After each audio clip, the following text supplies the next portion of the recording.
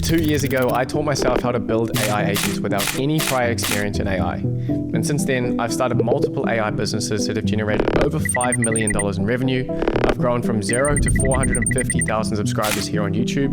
And I've built AI agents for some of the biggest companies in the world. It's pretty safe to say that learning how to build AI agents has completely changed my life. So in this full course, I'm going to teach you everything, and I mean everything, that I have learned over the past 2 years about building and, more importantly, making money with AI agents, even if you don't know how to code. My hope is that you too can learn and use this incredibly powerful skill in order to build the life of your dreams before these AI agents start taking our jobs. As you can see by the length of this video, I'm not going to be holding anything back. So in order to make it a bit easier to consume, we're going to be splitting it into 3 different chapters. First, we'll build your foundational understanding of AI agents, covering what they are, how they work under the hood, and the key concepts that you need to know before you actually start building them. And this is without any technical background required. Secondly, we will be diving into 4 different end-to-end AI agent tutorials, taking you over my shoulder every step of the way as we build some of the most popular AI agent use cases on the market today.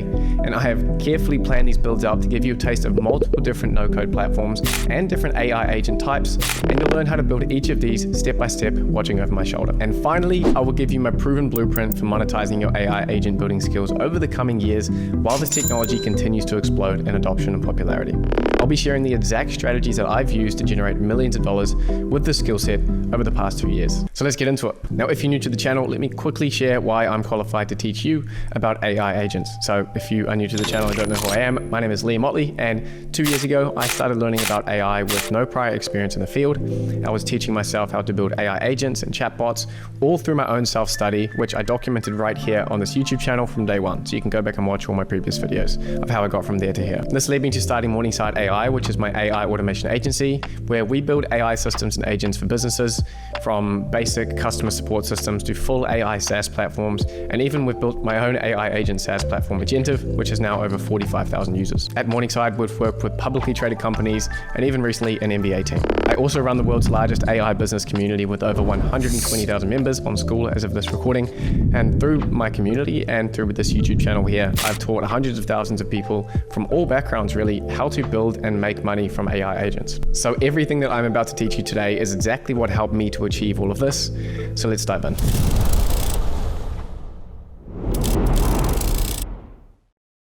Now, if you look at how long this video is, you'll realize that there is a lot to cover here.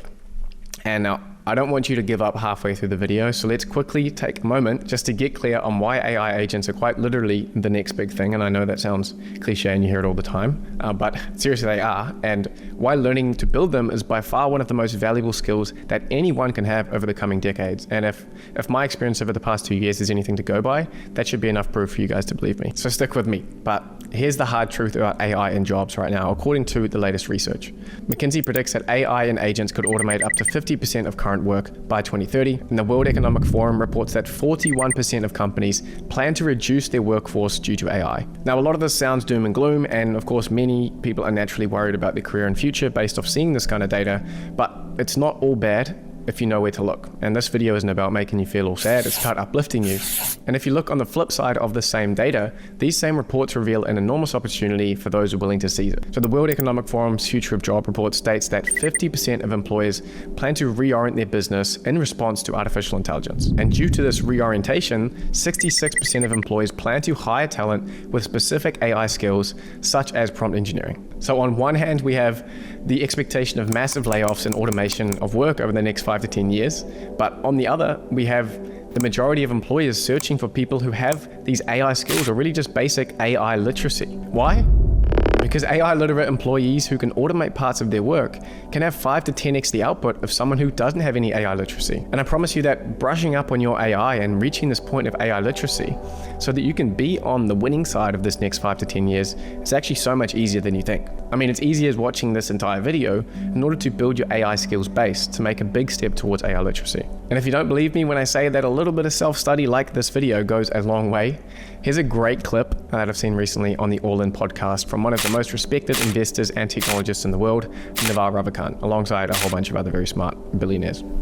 Again, I would say the easiest way to see that AI is not taking jobs or creating opportunities is go brush up on your AI, learn a little bit, watch a few videos, use the AI, tinker with it, and then go reapply for that job that rejected you and watch how they pull you in. And so this video is exactly what Naval is talking about. So whether you're an aspiring entrepreneur wanting to learn valuable AI skills and launch an AI business like I have, or you're a business owner wanting to just understand agents so you can use them to grow your business, or maybe you're just wanting to make sure that you are the last person that your boss thinks of firing because he or she's an AI whiz and I can't afford to lose them, then I've made this video for you guys. Now what I want you to do is close out all of your other tabs, go get a notebook and a pen and a beverage of choice, and make sure you make a commitment to yourself right now in order to finish this training and ensure that you are going to be empowered by AI and not replaced by it. Now if you've done all that, let's get stuck into it.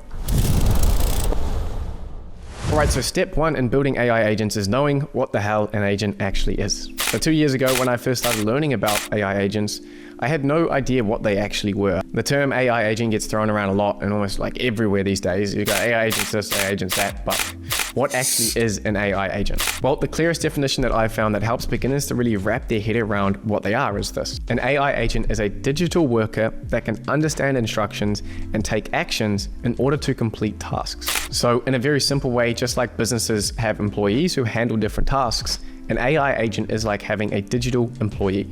But the cool thing is that you can build them and you can make them do whatever you want. You're like literally building an employee that you can put to work to do things for you. And of course, they cost much less to run than a human, and they don't need sick days, and they don't start beef with Mike over in the sales department because of his comment at the coffee machine. So I'm sure you can see the appeal of this kind of digital worker and AI agents to businesses who are looking to adopt them.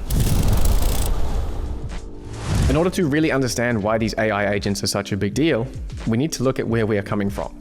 So most of you have probably encountered those chatbots on websites before, you know, those little chat widgets that pop up saying like, hey, how can I help you? So these kinds of chatbots are pretty basic, right? A lot of the time they're useless, and they're kind of like a waiter who can only really recite the menu, but can't actually take your order or bring your food. They can't do anything. They just respond with some kind of pre-written answers, or nowadays it's a simple AI generated answer. But AI agents are different, right? So here's an example. If you ask a regular chatbot about booking an appointment, it might say, oh, our business hours are 9 to 5, please call to book. And that's it, they just give you some information back. But with an AI agent, it could actually go and check the calendar, find some available slots, go back and forth with the person that they're chatting to in order to book an appointment, send you a confirmation email, then update the business's scheduling system in CRM automatically in seconds. This ability to take action is what makes agents so powerful. They're not just fancy chatbots, they're actually digital workers who can search through databases, update spreadsheets, send emails, book appointments, generate whole documents, and much, much more. And so building and deploying an AI agent is a bit like hiring a new employee. Because when you bring someone into a business, you need to firstly explain their roles and the responsibilities to them. You need to give them access to your system so they can use them. And you need to trust them to handle those tasks independently. And now, when we are building agents, as we see later, it's exactly the same, except these agents are going to be working 24/7. They're never going to get tired. They can be duplicated and modified instantly. And they cost a fraction of what a human employee does. And this is exactly why understanding how to build and sell AI agents is becoming such a crucial and valuable skill these days. Because whether you're an entrepreneur looking to scale your business, or you're an employee wanting to become irreplaceable and make more money at work, knowing how to create and deploy these digital workers is like the biggest cheat code in the whole world right now. Now that you understand what AI agents actually are, let's look under the hood and see how they actually work. Just like humans need a brain, memory, and tools in order to do their job, AI agents need specific components in order to function correctly. An AI agent needs 5 key parts in order to work. Firstly, every AI agent needs a brain. In the AI world, we call this a large language model, or an LLM for short. And you've probably heard of some of these. You've got GPT from OpenAI, Claude from Anthropic, Gemini from Google, etc. You can think of the LLM as having a super smart intern who can understand your instructions in plain English and then figure out how to get things done from those instructions. So without this brain, all of the other parts would be useless, right? It's like having a whole desk full of office supplies, but having no one sitting there in order to use them. Secondly, the brain needs instructions on how to behave, and this is prompting. So writing a prompt for an agent is how you program a lot of the behavior of it, rather than having to code it manually. And this is really what makes building AI agents so much more accessible to non-coders, as the way of actually programming the functionality and how they work is done through clearly written instructions rather than having to actually code it. Thirdly, agents need memory.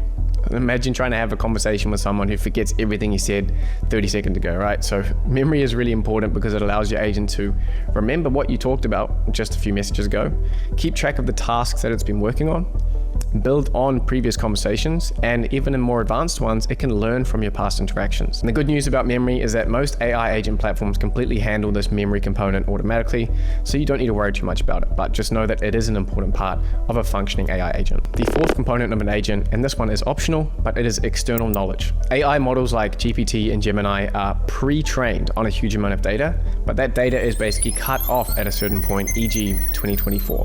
It's kind of like having a new employee who only really knows what they learned in school. But just like you can train an employee like that with your company's specific materials, you can also give an AI agent additional knowledge on top of the information it was trained on through providing things like PDFs of your company documents, spreadsheets with product information, customer service transcript, or basically any other text-based information. Without this added knowledge, agents will be limited to general information and couldn't handle specific business tasks. But as I said, knowledge is optional and you will only need it in some builds. Finally, and this is the most important part, we have tools. So tools are what transform an AI agent from just being able to chat to being able to actually get things done. So you can think of tools like giving your digital employee access to different softwares, just like you might give a new hire access to your email or your calendar or your CRM system. You can give an AI agent access to digital tools that let it take actions when needed. These tools let your agent do things like checking real-time data, updating databases, sending messages and notifications, creating documents, all the stuff we went over just before, and much, much more. The really powerful part, which we're going to cover later, is when agents use multiple tools together in order to solve complex problems. Just like us humans would use multiple different websites and softwares when doing our tasks. Now let me show you how all of these parts work together in a real example. So say you want an agent to handle customer support. When the agent is sent a message, the brain immediately understands the prompt that has been given and also understands what the customer is asking. It checks its recent memory before replying each time to understand the full context of their conversation. And if the brain detects that the customer wants a specific question answered from the knowledge base, it will use its external knowledge in order to deliver the right information to them. And finally, it may use tools to update a customer's account or to process a refund whenever required during the conversation. So all of these things are happening in seconds as the conversation is going on, which is why AI agents are such a game changer. They can combine all of these components in order to create a fully capable digital worker that very, very closely replicates how humans work. Now that you know the anatomy of an agent and the 5 parts of it, a more practical framework for understanding how we actually plan and build AI agents is what I call the 3 ingredients. Basically, you only have 3 elements to plan when creating an AI agent, which when mixed in various ways can create millions and different types of agents for different use cases. This is because the AI model or brain can be easily swapped in and out and isn't really a major factor in the performance of the agent, as any of the top models that you pick from any of the different providers, at any given time, they're all pretty good. And also the recent chat memory is handled by default in almost all cases when you're building on these platforms that you're going to see later. What this leaves us with is what really matters when building and planning AI agents. Firstly, the knowledge, the external data that you want the agent to be able to use when answering. Secondly, the tools, the different actions that you want the agent to be able to take, e.g. saving the contact info to the CRM, or getting some live data on stocks, or sending an email.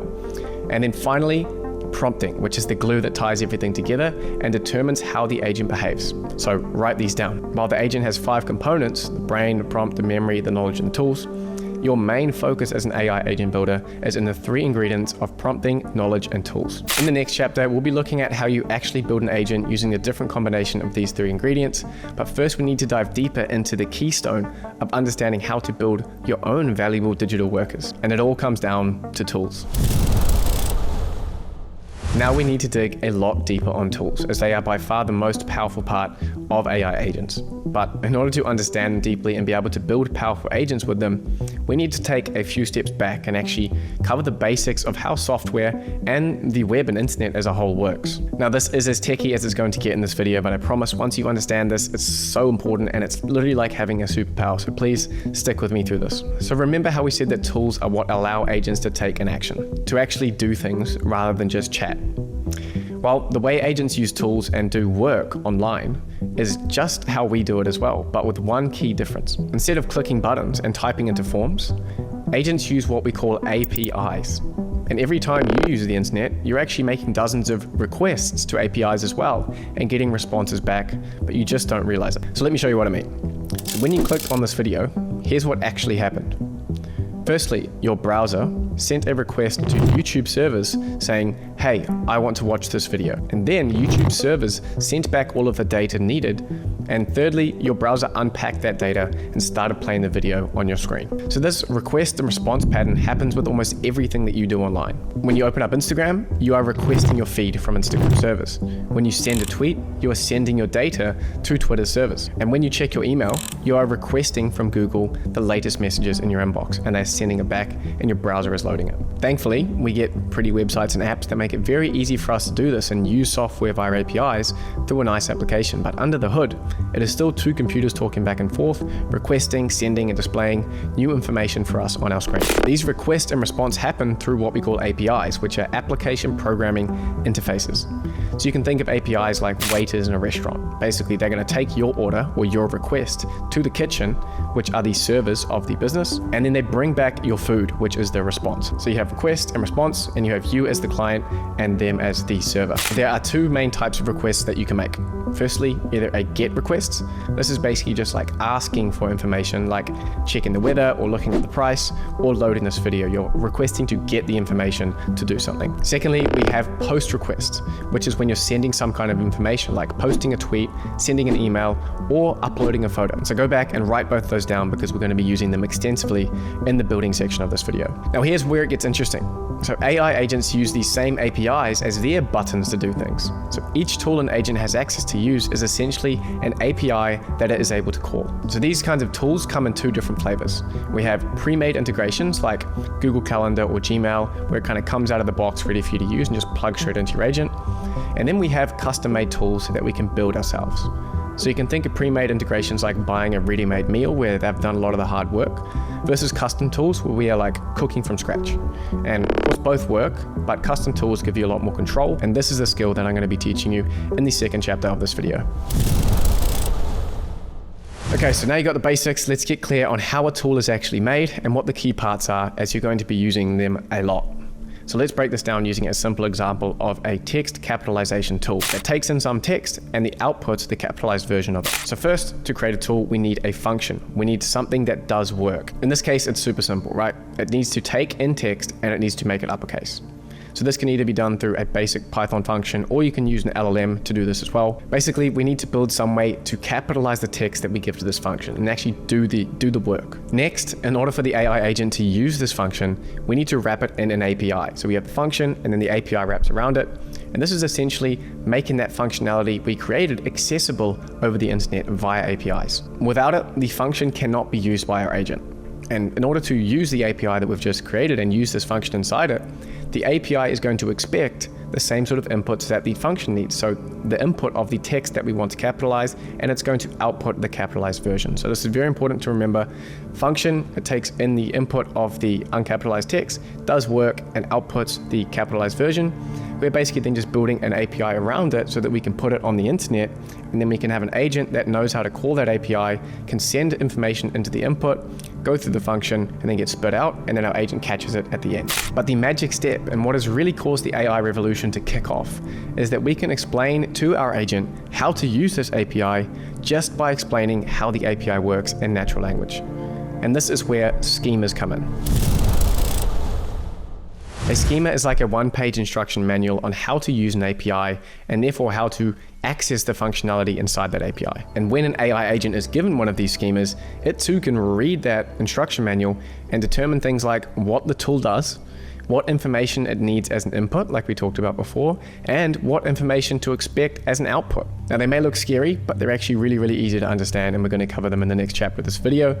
And the good part about it is that these days schemas are automatically created by many of these no-code platforms that you build agents on. But I'm teaching you this because it still helps to know what they are doing and what's really happening under the hood on these platforms. And there are still going to be times where you may need to roll up your sleeves and do it yourself. The incredible part about these schemas is that modern AI like ChatGPT can read these instructions and perfectly understand not just how to use it and like, okay, I need an input and then I expect an output, but also when to use it. For example, let's say we had an agent and we gave it that capitalization tool that we just talked about. And then we said, can you please capitalize this text? Mary had a little lamb. The agent would then read over the schemas that we provided it, and then it would see that there's a tool with a description saying, this tool capitalizes text, right? And the instructions for the capitalization tool, we would have said this thing is for capitalizing text, and it takes in some text and it gives you the capitalized version. And so the agent will read that and see, okay, this looks like, based off the instruction they just gave, this is the tool that they want to use. And then it will check the requirements and see that the tool takes in one input in string format, which is just text, which we have described as the text to be capitalized. So it reads all this, he's okay, it needs one input, it's in string format, so I know I need to give it some text, and okay, what does this text do? It's the text that they want to capitalize. Great, so now it knows it needs the input, and it knows that this is where it's going to send the text to be capitalized. Then, now that it knows what it wants, it goes back to our message and it intelligently extracts Mary had a little lamb. Not, hey, can you please capitalize Mary had a little lamb? It's smart enough to know that we want that taken out. So we'll take that part, Mary had a little lamb, out of our input, and then it sends that to the API where our capitalization function does its thing. Then the API sends back the capitalized version plus a bunch of other response data as well. Then the agent looks at your original question, looks at this messy response it got back from the API, and then using its brain, the LLM, it writes a natural language response answering your question. It would say, here's your capitalized text, Mary had a little lamb, in all caps. That may sound complicated and may have gone over your head. Please go back and just listen to it again. You really, really need to understand this process of the message comes in, it looks at the schema, it realizes, okay, it wants to use this tool. Okay, what do I need to do in order to use this tool? Okay, well, then I'm going to grab it out of the input, I'm going to put it in here, and it can actually go back and forth. Say our capitalization tool needed some other input. Say you needed to provide the number of letters you wanted to be capitalized.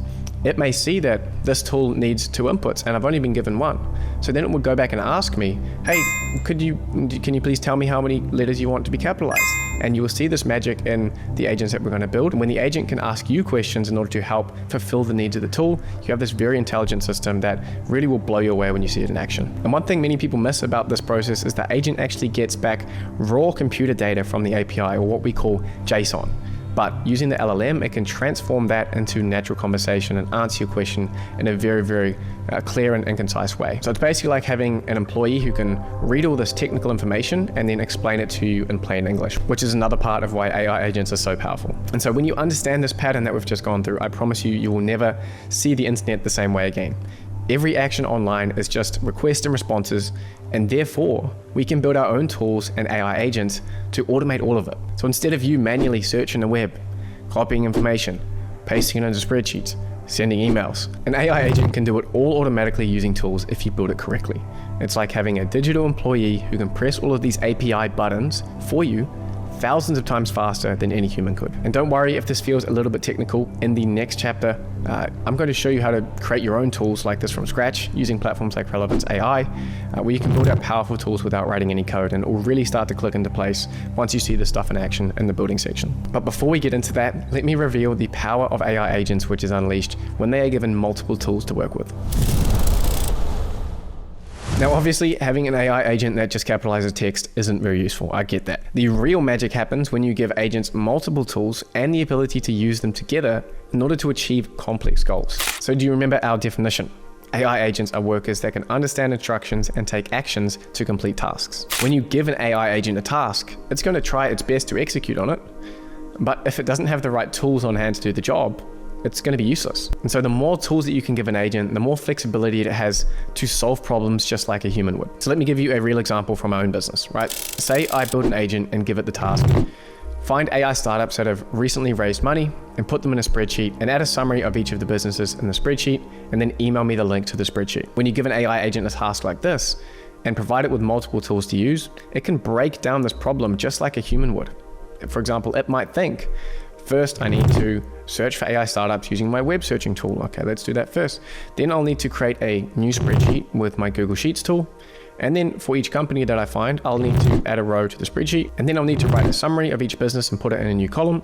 And then finally, I'll use my email tool in order to send the link to Liam. And that's all great. But then when you add on top of that powerful reasoning models like OpenAI's O1 and O3, and even things like DeepSeek as the brain of the agent that can plan, take actions, then reflect, and then plan again, and so on, you have essentially created a truly intelligent AI that solves problems and approaches them just like a human would. So say, for example, the original plan was to use the web search tool to search for AI startups raising money. Probably a terrible search term, but what if that doesn't return any good results to the agent? Well, a human would go, damn, I need to change my search term, or maybe I need to try find a different method of finding these companies on like LinkedIn or something. The latest in AI technology, like these reasoning models, it allows these agents to do this exact same kind of reflection and replanning in order to achieve their objective. And this is when you can really see why we call them digital workers, because they can do things like planning multiple steps. They'll use different tools in a sequence and even adjust their approach based on the results from those tools.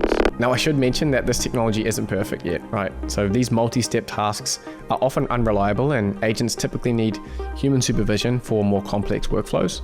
But things are moving incredibly fast. In fact, we're already seeing the next evolution, which is multiple agents working together. Instead of just one agent trying to do everything, you can have one main agent that you give orders to, and then it can use all of the other agents underneath it as tools where it can send specific instructions. Like underneath the main agent might be a research agent, which is best at finding companies and has its own tools. Then you have a writing agent that's really good at writing summaries. Then you have an emailing agent, which has got all the emailing tools. And so each of these agents can be specialized in their specific task with multiple tools, and then they all work together to achieve a common goal. This is exactly what major companies like HubSpot and Microsoft and Google are building towards. It's these entire workforces of AI agents that can handle complex business processes automatically. In the next chapter, I'll show you how to build AI agents like this for yourself using no-code tools. But first, we need to understand the different ways that these agents can actually be used in the real world. So we understand how AI agents and tools work under the hood now. Great. If you don't, please go back and take some notes, right? You should by now have a whole bunch of notes from the stuff that we've covered already. And this stuff that you're learning took me 2 years in order to learn and be able to apply effectively. So you best believe it that it's going to take you 2 to 3 watches before it all sinks in. So if you're feeling a bit lost and overwhelmed, don't worry, that's how it feels with learning anything new, or how it should feel if you're learning something that's actually pushing your boundaries and adding something to your capabilities. Next, we need to look at the different ways that AI agents can be used in the real world. There are 2 main categories of AI agents: conversational agents and automated agents. Conversational agents are ones that humans interact with directly through chat on things like websites. You've got, maybe you're chatting to it on WhatsApp, you've got interacting with it over the phone via phone call, you've got chatting to it via Instagram DMs or custom apps and websites. For example, OpenAI's GPT platforms allows you to create agents that you can chat with directly on your computer or on your phone. Or using platforms like my own Agentive, you can connect these agents that you build onto a WhatsApp number or onto Instagram. And I'll show you how to do this in the tutorial chapter of this video. So in all these cases, you or someone else is there sending messages or instructions to the agent and explaining what you want to do and kind of chatting back and forth with it, whether it's on a website, WhatsApp, Instagram, or whatever. And within these conversational agents, it's not just text-based. It's like I said, there's AI voice agents as well, which are an extremely exciting sector of the AI space right now. And these systems use multimodal models that can take in audio as input and then produce audio as an output. And so these agents can be chatted to over the phone or via audio rather than via text. This AI voice stuff is super cool, and in the tutorial section, I'm going to show you how to take the exact same AI agent that we can chat to on a website and then connect it to a phone number and talk to it on the phone. But then we get to what I call automated agents. And so these are slightly different from the conversational ones. The truth is that AI agents don't always need humans to talk to them and use them directly. All they need is some kind of input or instructions to trigger them, and that tells them what to do. This means that we can build these automated agents that instead of waiting for some kind of human input, they are actually part of larger systems and processes, and they're triggered automatically by events like a new email received or a form submission, or they work on schedules like once a day. And they essentially work in the background without necessarily having human oversight or input. For example, later in the video, we are going to be building an automated agent that is triggered by a new form submission. When the form is submitted, some of that form data is taken and sent to the agent, which then causes it to use the tools that we've equipped it with and follows the instructions in the prompt that we gave it in order to make decisions and take appropriate actions on our behalf in a fully automated way. We are still sending the message to the agent, but it's not a human needing to type it manually or speak it over the phone. There's no human step. The input is being automated in some way. And this, of course, opens up a huge number of use cases for AI agents in businesses especially. And of course, I'll be showing you how to build both types of these conversational and automated agents in the tutorial section of this video. But the last step of building your foundation of knowledge before we move into that is to look at some real world examples of how businesses are using these AI agents right now. So firstly, we have the personal assistant category. And this is what most people think of when they hear the word agent. something that you can chat to that's going to update your calendar and sort of send emails and even make phone calls for you. Now, these are all nice to have features, but honestly, this space is likely going to be dominated by the big tech giants. You've got OpenAI through ChatGPT trying to do this with tasks, Google through their suite of apps and connecting them to Gemini, and Apple through Siri. These guys are going to eat up this entire market of personal assistants and your own personal AI agent that helps you do personal stuff. The real opportunity lies in business applications and how people like you and I can build and sell AI agents to businesses, which we're going to be covering in depth in the final chapter of this video. So we've got the next chapter, which is going to be on building, the 4 tutorials, and the final chapter is all about how to sell and how to monetize your AI agent skills that you've just learned. One of the core use cases for businesses right now are what's called co-pilots, and these are AI agents made for specific roles in a business. We're going to be building one of these later in the video. And these specialized AI agents are essentially helping someone in a specific role in a business to do their job more effectively. Take a customer support co-pilot, for example. It would have a knowledge base that allows reps to get answers to customer queries instantly and deliver them over the phone. So they've got the little co-pilot up on the side there, they're on the phone, they get a question, they can search and for an answer in the knowledge base, it gives them back and they can give it to them over the phone. This same agent could also have a tool that allows them to look up the customer information very quickly.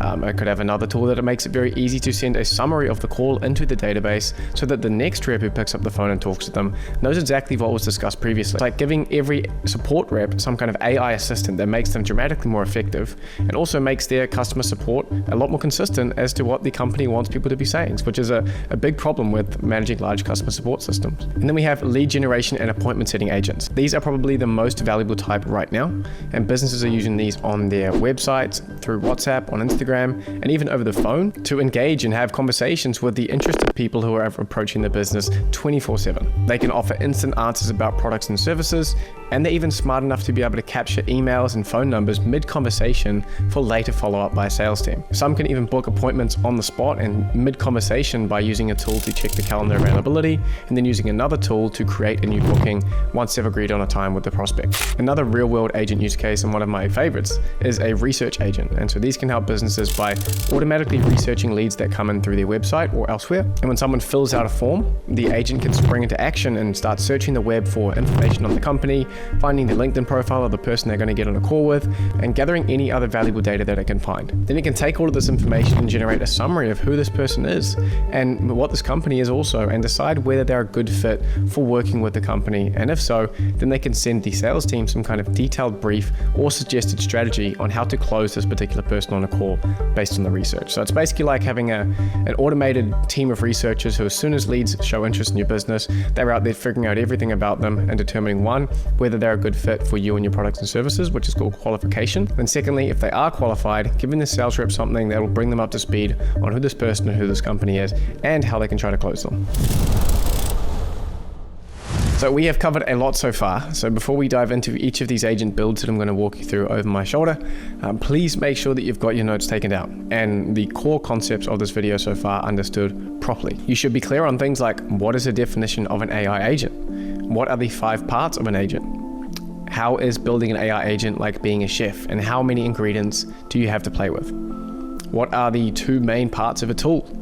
And what do schemas do? So pause the video now and try to answer these questions. And if you aren't 100% confident, you need to go back and watch it again. So don't rush this or you're going to feel way out of depth when we get into the tutorials that we're going to be covering next. But if you are, congratulations, you are one step closer to AI literacy and becoming a much more valuable participant in this global economy. So before we get into the second chapter, there's just 3 very quick things from me. Firstly, if you are a business owner who wants to fast track to becoming an AI leader within your industry, at my agency Morningside AI, we offer everything from AI education and upskilling programs for executives and staff to AI strategy and roadmap consulting, and of course AI development services as well. So we would love to help you get ahead, so feel free to get in touch via our website in the description below. And secondly, at Morningside, we are hiring for all sorts of roles right now. So whether you want to build AI systems for some of the world's biggest companies that we have as clients, or to help produce videos like these that are seen by millions of people, or create educational material for thousands of businesses, we have roles for all sorts of things right right now, so you can apply using the link in the description. And please, even if you're just vaguely interested, I really recommend you just check out the link and see what roles we're hiring for.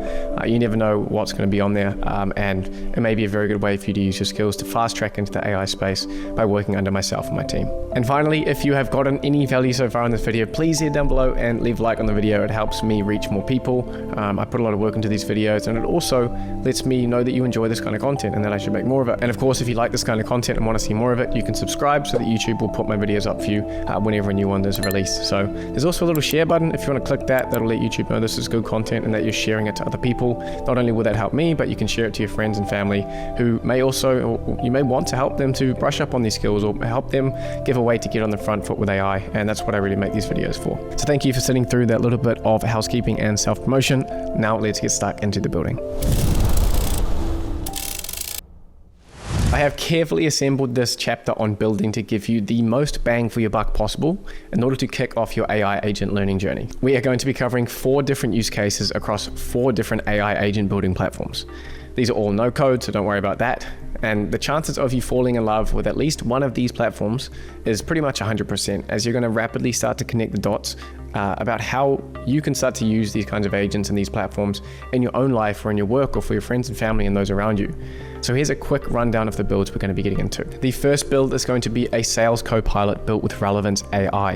And here we're going to be building 3 custom research tools from scratch, including an advanced web scraping tool, which is a great skill that I want to teach you. And with these, we are going to be creating a conversational agent to help the sales reps at Big Boy Recruits, a hypothetical fantasy recruitment firm, in order for them to be better prepared for sales calls. So that's the purpose of the sales copilot. The second build is going to be an automated lead qualification agent. And this will be built on a platform called N8N. And this time we will be helping Big Boy Recruits, our fantasy recruitment firm, to automatically research and qualify new leads and then send an email notification to the correct sales rep. And this is going to show you that automated style of agent where it's built into a process rather than having a human input necessarily. In build number 3, we will be building a website and phone-based lead generation customer support agent. This will be built on VoiceFlow, and it's going to be able to do 3 things. Firstly, answer questions from a knowledge base, generate instant quotes using a custom tool we build, and also do lead capture on interested prospects.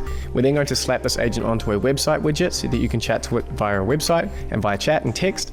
And then we're going to take that exact same agent and connect it to a phone line so that we can call our agent over the phone and access all of the same functionality we just talked about. And finally, for build number 4, we'll be using my own AI agent platform, Agentive, to rapidly build a lead generation agent and connect it to a WhatsApp number that we can chat to. The leads that we collect are going to be automatically sent into an Airtable database for later review. And please don't skip around these builds, as they're all kind of connected in some way, where we're reusing parts from build 1 and build 2, etc. But without further ado, let's get into building some agents.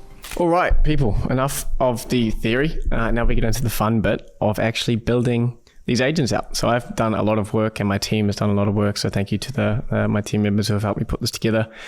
Putting together 4 different AI agent builds for you. And this is really going to walk you through an A to Z, all the different platforms that you really need to care about, all the different kind of core use cases and functionality. There's a lot more, of course, but this is going to really give you the foundation that you need to succeed in this space. And hopefully it'll be the thing that kind of sparks your interest in it, because I want you guys to have fun with it. These big tutorials for me, honestly, when I put a lot of work into it, I build up this sort of mental resistance to it because I know how much work there is going into it, and I have to make this big whole session where I'm all uptight about it. But I'm just going to try and relax and enjoy this, and I really want you all to do the same. So set a bit of time aside. You can either pause this video, put it on your watch later, but I really want you to take your time with this. I'm going to be doing this more so when you do tutorials like this. There's a few different ways you can do it. I can either do all the building and then give you the template and kind of just spoon feed it to you. And that's more so what you do for someone if you're trying to like really fast track them and they don't want to learn all the skills. But I know what I'm trying to build here for you guys. And I'm going to give you a sort of stream of consciousness. You just get to see me kind of jamming out and building these things. And I'll be explaining my thought process and the concepts, etc. along the way to reinforce what we've learned before. So I'm just going to dive into it with our first agent. And so what I've done is put together a big Figma board here, which is going to be breaking down all these different builds. So under here, there's some goodies. You see, there's some goodies under each of these that I've put together. and we're going to go through them one by one, starting off with agent one over here. I mean, there's a lot of stuff here that you guys are going to get. So you'll get the whole Figma, and it includes all of the templates. So if you do want to just kind of watch through this, pick it up, you can either do it and follow it step by step with me and see how I build it and really build those flexible skills that you're going to need to succeed in this space.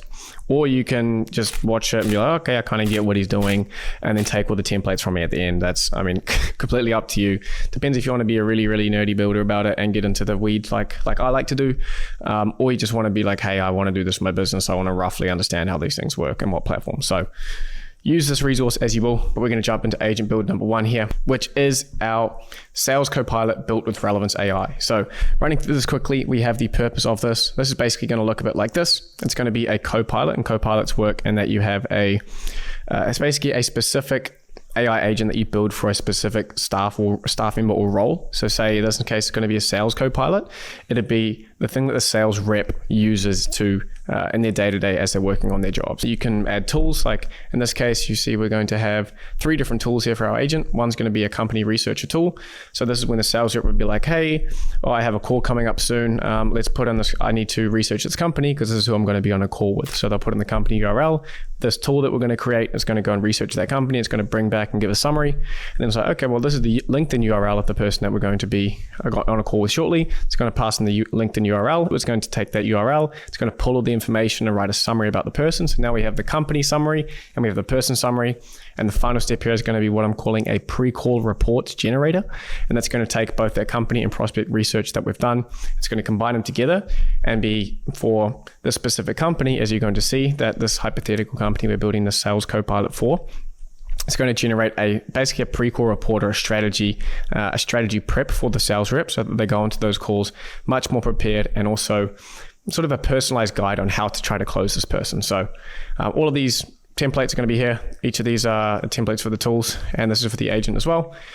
But here's some more information. You guys can pick through this as you wish, but this is the kind of end result, and we're going to be able to chat to it. And this would be something you could build for a client. You could build it for your own business, or you could just tinker around. You could build copilots like this on Relevance for yourself. So that's why I wanted to start with Relevance, because it also is a platform that we can build these tools on. So it's a really, really good one to start with, and let's get into it. So the first step, of course, is to go to Relevance AI. So I'll put a little link up here. You guys will be able to get this Figma. It'll be on the school. All of the information and all the resources for this are going to be like this Figma is going to be linked to the school, my free school community. If you haven't already joined, biggest AI community on school, biggest AI business community probably in the whole world. So we can jump across that. The first link in the description. You'll be able to find this in the YouTube resources section. Pretty straightforward. Of course, when you click on this, it's going to ask you to log into Relevance. So if you haven't already, you can make an account. It's fairly low cost. They have a free plan and then a Teams plan, I believe. So it's not too much, but it is a really, really valuable tool, as you're going to see. So you can sign in here. I'm going to jump in with my Google account. There may be a bit of setup for your account, but I'm sure you guys are smart enough to figure out how to set up an account. I'm sure Relevance also makes it easy enough. So then we get taken to this dashboard where we see on this left-hand side, we have tools. So these are the tools that I've talked about, where it's some kind of functionality that we can create and we can build it all on Relevance, no code. And there's even sort of extensibility, or you can add more functionality into Relevance by adding some low code components or even custom code. So Relevance is a really great base for building not only tools, but then the agents that you can connect that into. And we're going to use the same Relevance tools that we make now in multiple of the different agents that I'm going to make for the rest of this video. So first things first, if we go back to the Figma here, we see we need to make 3 different tools. So tool 1 is company researcher. It's going to take in a company URL. It's going to search the web and it's going to return a summary. So that's the functionality we need. Let's go and create a new tool. I'm going to call this research company. We can give it a cool little, I'm going to zoom this up for you guys. Hopefully that's the right size. Search. Have fun with the stuff, guys. Like if it's putting stupid emojis on things to enjoy it, then that's what you need to do. Like if you make it a chore, it's going to feel like a chore, right? Now we get to descriptions. This is something we're going to see recurring. But basically, as you know, as we learned in the concept section, we need to have natural language descriptions of our tools and of our APIs so that the agent's going to read those descriptions and understand what the agent or what the tool does and what those different parts of it does. So you'll see this recurring throughout this, but first things first, what does this research company tool do? Takes in, I've got caps lock on, takes, and there's also some tutorials here. If you want to go deeper, Relevance has some great documentation as well, but it takes in a company URL and scrapes their website, then returns a summary, an AI generated summary. So then to build a tool, we need to have some kind of input. You don't always need an input. It can actually just be triggering, but generally you're going to have some kind of input that the agent needs to pass into the tool. In this case, to research a company, it's going to need to take in some text, which is going to be a URL. We're going to say company URL. And then again, here we have another description. You see, describe how to fill this input. This is again going to help our agent within Relevance AI and elsewhere, as you'll see in tutorial number 4, why this is so important to add in the descriptions right. So this is a URL for a company to be researched, must be in the format https://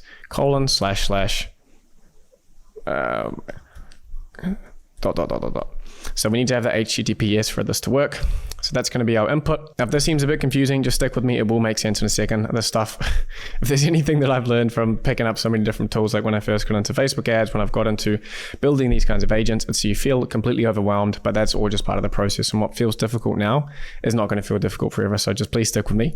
And it's a really, really great feeling once you go and be like, this was hard a few weeks ago and now it's really easy. So we've got our first input. That's what the research company tool is going to do. And then we need to define our steps. So the next step, we can go add. I'm going to hide this so we get a bit more space. Add step. Now, the cool thing about Relevance is that it comes with a lot of great functionality out of the box. Here's one: extract website content. We have LLMs. We have Google searching. We have all sorts of AI generations, replicate, knowledge bases as well. There's so much cool stuff on here, and this is why I really rate Relevance as one of the best platforms. If you were to go all in and want to upskill, you can build so much on this. So I'm a big fan. I love the Relevance team and what they're doing. So the initial plan for this build, I was going to use the extract website content, which is fairly straightforward. We can say, one other thing, the company URL. We are going to be using this company URL throughout our tool here. So we can change this text to say something more descriptive. So company underscore URL. You guys are gonna think and write like coders now, because you need to use some kind of syntax and use some kind of variable naming convention. This is a standard one, or you can do things like company URL camel case, but I prefer this format as I'm mainly a Python kind of guy myself. Now that we have that named, we can use it in these kinds of fields. So here you can see pops up user inputs. So basically when this tool is run, it's going to take the inputs or the information we put in the inputs, and it's going to pass it to different steps and use them as we describe within the builder here. So let's run this quickly. Let's put in my company https://morningsi.ai. And then we can click run here. So that's going to go to my website and scrape the information off of it. There we go. So it's got all of this, but you see it's just pulling back the first page. And this is why I shuffled this around, and I want to show you guys how to do something a bit more advanced. I know this is supposed to be a beginner tutorial, but this is not really that useful. And it's a very easy thing for me to just bump this up to a little bit more valuable. While Relevance tool here is great, we can do better. So we're actually going to delete this. You can use that step for all sorts of other things, but I really like what's called Firecrawl web scraper. This is a cool app, firecrawl.dev. Shout out to the guys at Firecrawl. Basically, if we then go let's just see if they can do it, morningsi.ai. And they'll do a free scrape for us here. So this is just going to do the single URL, just like we got in Relevance. But the difference here is if we then go to crawl, if you hover over this, it's going to crawl a URL and all of its accessible subpages, outputting the content from each page. So instead of just taking that front page, it's actually going to crawl through multiple things. So this is really the first cool thing or first skill that I want to put in your tool belt, is that you have things like Firecrawl that you can use through Relevance. They have things like Map, which is just going to output all the URLs that it finds.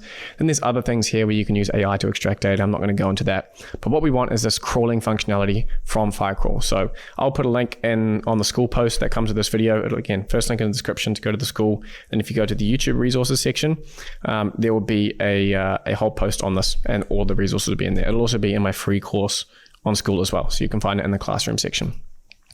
So you want to sign up to Firecrawl. So you can get an API key. It's very easy. We can just go through with Google. Again, this is not sponsored. There's zero sponsoring going on through any of these tools.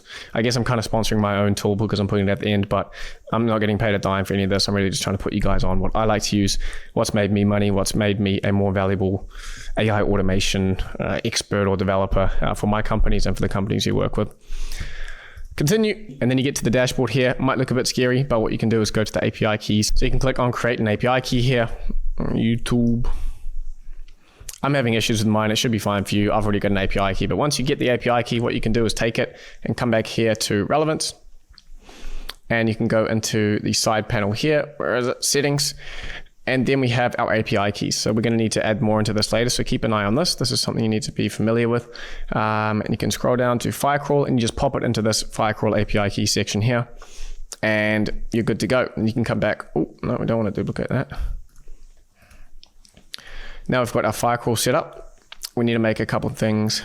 We need to do a couple of tweaks here. We have, of course, if you want to get those variables up, you can go bracket, or curly bracket, which is shift to get those. I don't know why it's not popping up. There we go, company URL. And if we hover over this, we can see it says scrape the provided URL only, uncheck if we want to crawl instead. So if we want to get that crawl functionality that we just saw, that we think we want to get all the data, we can uncheck it. And then we want to extract the main content. So you might have to just trust me on that one, that we don't want to have all of the other rubbish. We just want the body of the website. A number of pages. We don't want this to take too long. You can expand this much more, but I'm just going to go for, say, 5 for now, just to keep it quick. And then now what we can do is run this again. We've still got my URL up here. We can go run step. Give it a second. You will at some point have to pay Firecrawl. Of course, it's not a free service, but they do have a free plan, so you should have no issues with getting that. So here you can see we're getting a lot more data back from this web scrape than we were with just the relevance version, which is great. So the next step is we have this data. We want to generate some kind of research summary so that we can send that to our sales rep once they have requested it. So now it gets into the fun part of writing LLM prompts. For this one, sometimes you need to really go and make a big effort, which we are going to do later, as you'll see. But in this case, we just want a quick summary. I'm going to throw one in here that I made earlier. All of this will be available on the Figma, or it'll be given somewhere in the resources, all right? But we just need something quick and dirty here. It's not really a massive part of the project, so it's okay to just whack one in there. So bang, I've got it in there. Can you please take this website content and summarize it into a 300-word natural language summary, which clearly outlines where they're based, their values, etc. Anything that will be helpful to know for a sales rep who will soon be on a call with them. Break it into key areas like overview, products and services team, etc. And I've got a couple of things here to make sure that it doesn't mess up, which it was doing for me a bit in testing. So we do want to put in, if we go curly bracket, we want to put in the Firecrawl data here, which is going to be all the website data that came back from our scrape.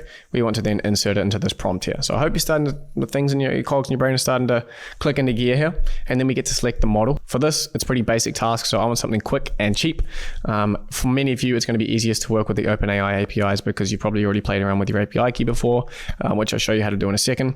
But let's go with GPT-4o Mini. But Relevance, of course, does have support for all of the other models. But my tendency for most tasks now is to actually go for some of the Google models that have come out. Again, you guys might be watching this in a year or whatever. It might be quite different.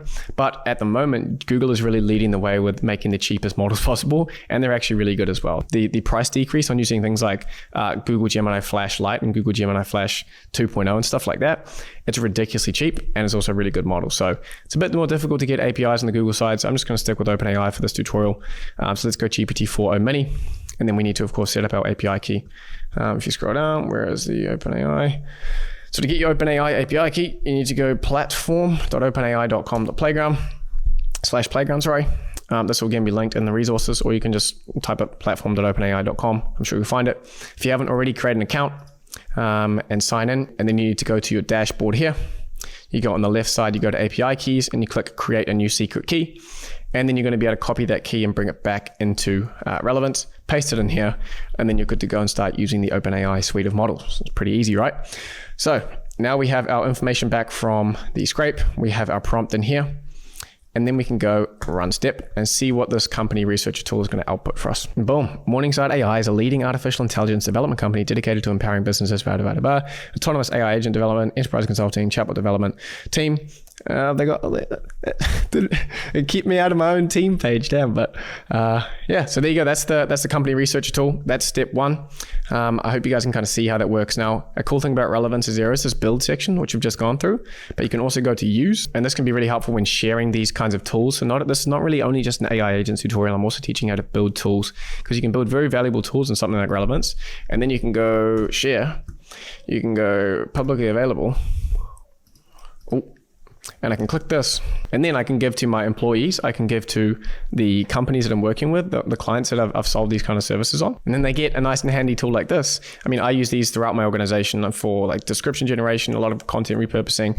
There's tons and tons of different use cases for building these kinds of tools, and then you can take this URL and you can share it around to whoever you want. So this is a great way to use relevance. Let's go back to our tool here. But for now, we need to keep moving along so we can get this first agent done. So that's the first tool. I'm going to run through it a bit quicker now that we know how these kind of tool buildings work. I'm going to create a new tool here. I'm going to call it this time, if we go back to our Figma, and I recommend when you guys are building your agents, you're building systems and planning them out, this kind of laying out in a Figma. If you're not familiar, this is Figma. It's like a design software, but you can also use it for kind of whiteboarding. It's called a Fig Jam board. It's one of the types of boards that you can do. And I use this all the time with my team as well. It's like, if you can't take what I'm telling you, lay it out on a board so that I can review it and give you notes, and then we all agree this is the build. There's often a lot of communication issues with explaining functionality. So this AI agent layout, it's really helpful. You can, if it's maybe a workflow automation, you can do box, arrow, all of this, laying out how it's going to be built. Here I've done it for you in a very basic format. So we've done this first one, maybe I just make this green. Second one is going to be prospect researcher. So this takes in a LinkedIn URL, searches the web, and returns a summary. And you're going to see how I tie this all into an agent shortly. So we're going to go research, prospect, still takes in a LinkedIn URL, right? Scrapes the profile, and then generates an AI summary of the prospect. Input, we're going to need a linked and URL, the linked and URL of the prospect. And we rename this.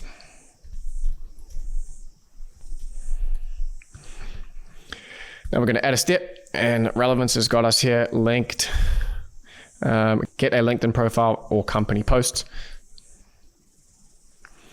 So this is cool because then we can pop in our LinkedIn URL here. Oh, we don't need two of them.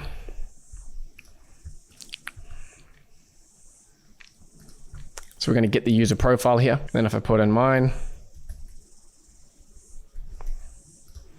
LinkedIn profile, if you guys want to connect with me on LinkedIn, I'm more than welcome to do so. I'll put it in the description below. We can do a little run step here. So if we go back over to data here, so that's great. We've got my about section. So this goes a very long way across because it's in JSON here. It's got my company. It's got my company domain, where I'm from, years company founded, tons and tons of great information that you can use, and we are going to use shortly. So this is really cool. I would probably add one more step to this if I was taking this and building it for my own team. I would add in another LinkedIn scrape here where we just do the same thing, but we'll also get the posts, because posts can give you a bit more up-to-date information on what they've been doing recently. But you guys can add that, and you just go add a step, LinkedIn, and you do the same thing as we've done here, but you change this to LinkedIn post, get user posts. So that may be a cool thing for you guys to add the functionality on at the end as a bit of a challenge. You can pause this video and do that. And then we need an LLM step to take this. Again, I'm going to grab a pre-written prompt that I did just to save some time. I'm going to drop this in here. It says fairly similar stuff. LinkedIn data. I'm just going to put all of the data in there. And then we're going to use a GPT-4o Mini again. And we can give that a run because we've already got this data queued up here. And there we go. We've got a nice summary. If I change this to nice and formatted, so there's a little button down there between raw or formatted, and you can copy the stuff out of here, of course. So Liam Ottley, my followers, damn, I got a lot more than I thought. So then we have the summary, my name, where I'm based, information, my career experience, super handy stuff. And this is going to be super helpful in the next step when we generate that pre-call report. So very quickly, we've created one more tool. I'm going to save this. So now we've got, if we go back to our Figma, we have 2 of these done. Now the final one is going to take in the company and prospect research and generate a pre-call report. So this one's going to be a little bit different. If I go create a new tool, pre-call report. So pre-call takes in company and prospect summary and generates a pre-call report for sales strategize. Now for the inputs for this, we need long text, not just normal text, because we're going to be taking in that big company and prospect research. So we go prospect summary of the prospect based on LinkedIn profile. Yep. And a prospect in this case is someone who's a potential customer, just to clarify that if you're new to business and don't really get these terms. Company summary.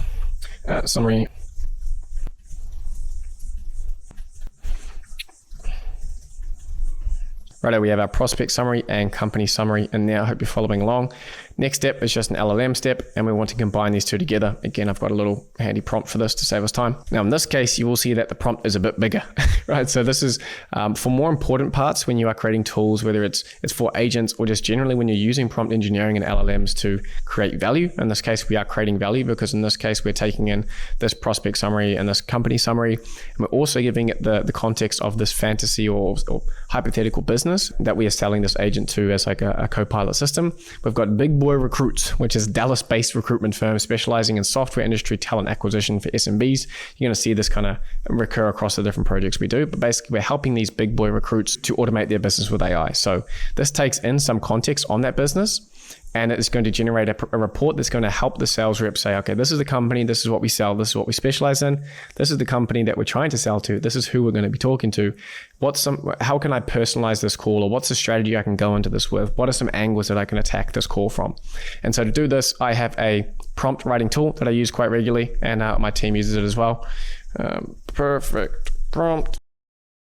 So this tool does a lot of legwork for myself and my team all the time. I'm going to give it to you guys to use for free. You'll be able to clone it into your Relevance account. Basically, what I'll usually do is I'll put on the dictation thing. You've got it on one of these keyboards. You've got this little thing. Basically, whatever on your computer allows you to speak into the computer, and it takes in your voice and transcribes it into text on the screen. I'll press that, and then I'll explain, as you can see here, what is this prompt doing and why. And I'll go, this prompt needs to do this. It's going to take in this information. It's going to do this. The reason we're doing this is this. And I'll do like a big body of text in there. And then the next one, if I have them, I'll give some good examples of input and output pairs of how I want it to take in data and how I want it to spit it out. If you give it both of these and you hit run, it's going to print you out using the research-backed prompting techniques that we use at Morningside.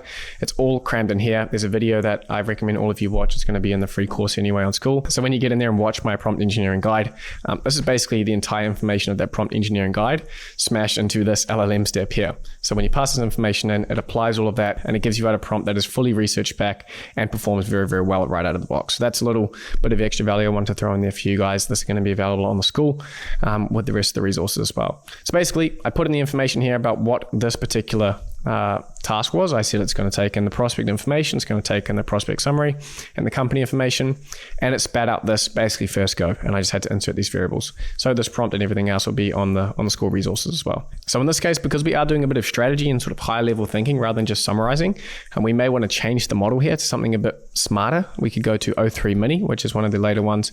Again, when you're watching this, it might be O6 or O10 or whatever the hell they come up with next. But there's probably going to be some much better models, so just use a smart one, because it's really strategizing on how big boy recruits can position themselves for this call. So enough of me yapping about that. Let me grab some inputs for this and we can test it. Shout out NZ Muscle. All right, so I've got this information here about myself, my LinkedIn profile, and my company. And so again, remember that this is for Big Boy Recruits, a Dallas recruitment firm specialized in software industry talent. So it's going to look at my company, Morningside AI. It's going to look at me and my background and my profile on LinkedIn. Then it's going to spin, as we see here, review this, analyze this, map Big Boy's unique value proposition, and it's going to try and create a report that's going to allow the sales rep to sell me or close me better on there, or find some angles to sell through at least. So if we go run tool, and now you see that I'm using a lot of just basic web scraping and LLM steps. I just want to show you guys the basics. The thing is, tools can get very advanced when you have like CRMs you want to integrate into, but Relevance allows you to do all of that. It's just within the scope of tutorial, it can be pretty difficult to be pulling information from all over here, because I have to set up a database, show you guys how to do it too. So this keeps it quite confined, but it still gives you a good taste of it. So if we look at this, view all, key business challenges and opportunity, Morningside AI this, Liam's profile, gives me a bit of a rundown of this, mapping Big Boy Recruit's unique value proposition. Maybe it's going to be better if I change this to the format. There we go. Talks about mapping big boys recruits, strategic talking points. I've been following your journey of digital marketing, AI, dive into opportunity. I work at big boys, this. And it's even gone and done a section on anticipated objections.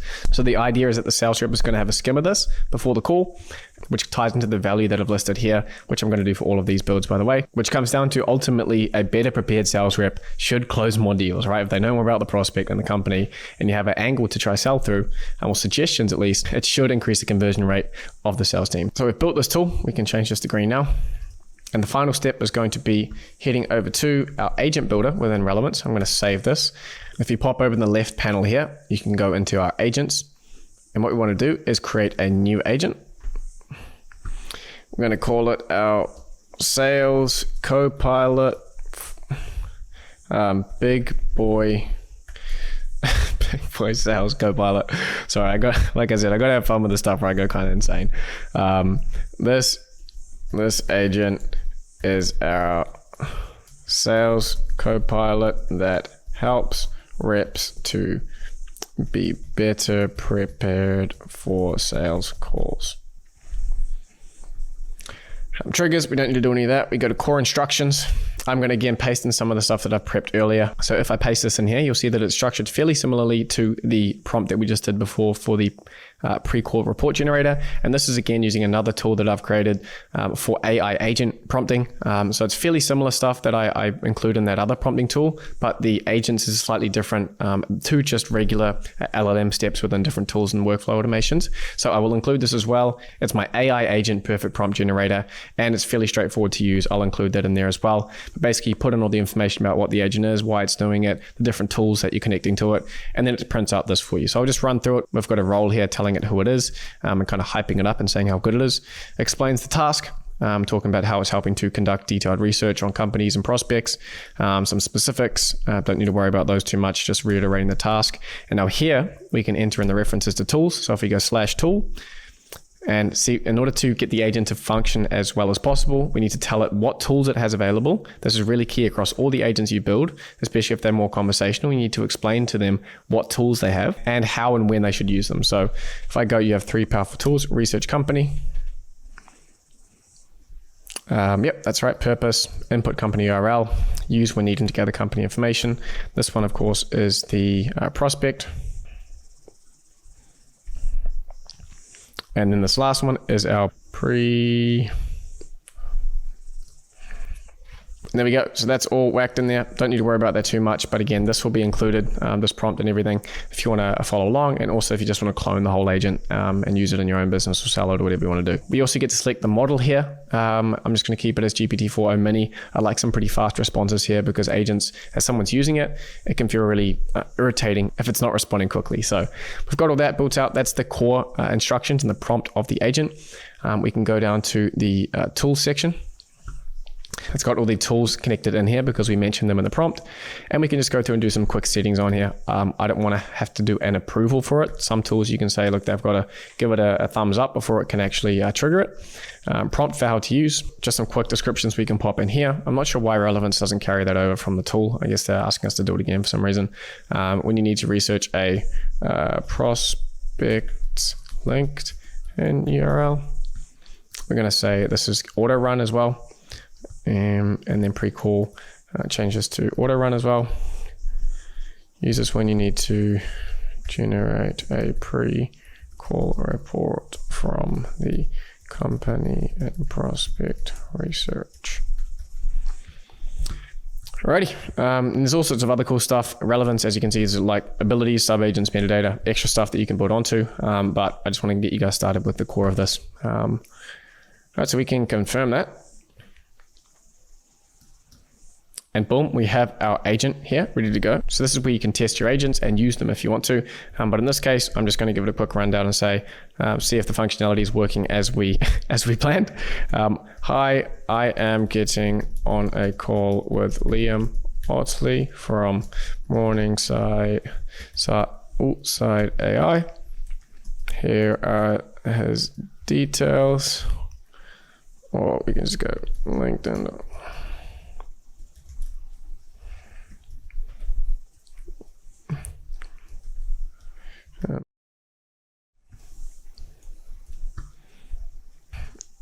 get me a pre-call report, please, to prep for the call. Sending your task to Big Boy Sales Copilot. And then we get to see all the debug and how it's actually walking through these different steps. Oh, let's see what he does. Yep, okay, that's great. It's using the research company as we wanted it to. Should add in one more step there to research the prospect as well. There we go, using the second tool. It is pretty satisfying when this stuff works. And this is just a really basic one. Guys, I don't want you to think this is like, oh, well, that's pretty underwhelming, Liam. I'm trying to teach you the basics so that you can actually build on top of this. So if you get the bug, if you get you get a travel bug, if you get the agent bug and you see the stuff and you're really interested, oh, look, there it is. Now it's filling out the prospect summary as the inputs. Surely we don't have to watch it do that. It's going to take a while. Am I really going to write that out word for word like that? But when you start to see this magic and you add in other cool tools and functionality, you test it on yourself, you can build like things for, maybe you want to do content, you make yourself a little content copilot, etc. There we go, to use all the tools and it should be spitting back and bam, there we go. So I hope that was worth the wait. Let's go through it now. Here is your comprehensive pre-call report for your upcoming conversation with Liam Ottley from Morningside AI. Pre-call report. Talent acquisition under pressure. Morningside AI operates in a highly competitive AI and tech market. As they scale, finding specialized talent, engineers, data scientists, AI with a proven record can be challenging. That's scarily accurate because that is literally one of the biggest constraints that we have had to scaling Morningside long-term, is which is just really, really hard. Even with my channel, it's so hard to find the right people and get them to commit as developers as well. So if you want to build a very big general AI development firm and AI automation agency, you need the best talent and you need to get a lot of it in so that you can scale up. So that's bloody spot on. Obviously this thing knows that's a good angle to sell through. But yeah, prospect analysis. Liam's a dynamic entrepreneur and thought leader. With a robust background in e-commerce, digital marketing, and AI, his journey reflects a passion for innovation and commitment to continuous learning. Again, that's pretty bloody spot on. Hands-on experience. So there you go. That is the Big Boy Sales Copilot for Big Boy Recruits. The cool thing you can do now, once you have built this, is you can go share. There's a chat UI, which I'm going to turn on now. There are chat widgets, so you can put them on websites and stuff like that. What I want to do is just pull this up because this is what you'd be giving to your client likely, or if you guys are going to start selling these to businesses, which again, we're touching on selling in the last section of this video. So how do you turn these into a business and start making money from it and selling these as a service and building these for businesses, which is really where the money's made. So there you go. This URL you can obviously send to your client. If you're building it for your own team, you can send this to your team and say, hey, pin this because you're going to be able to use it, add more functionality into it, etc. That is how you build a copilot on Relevance AI.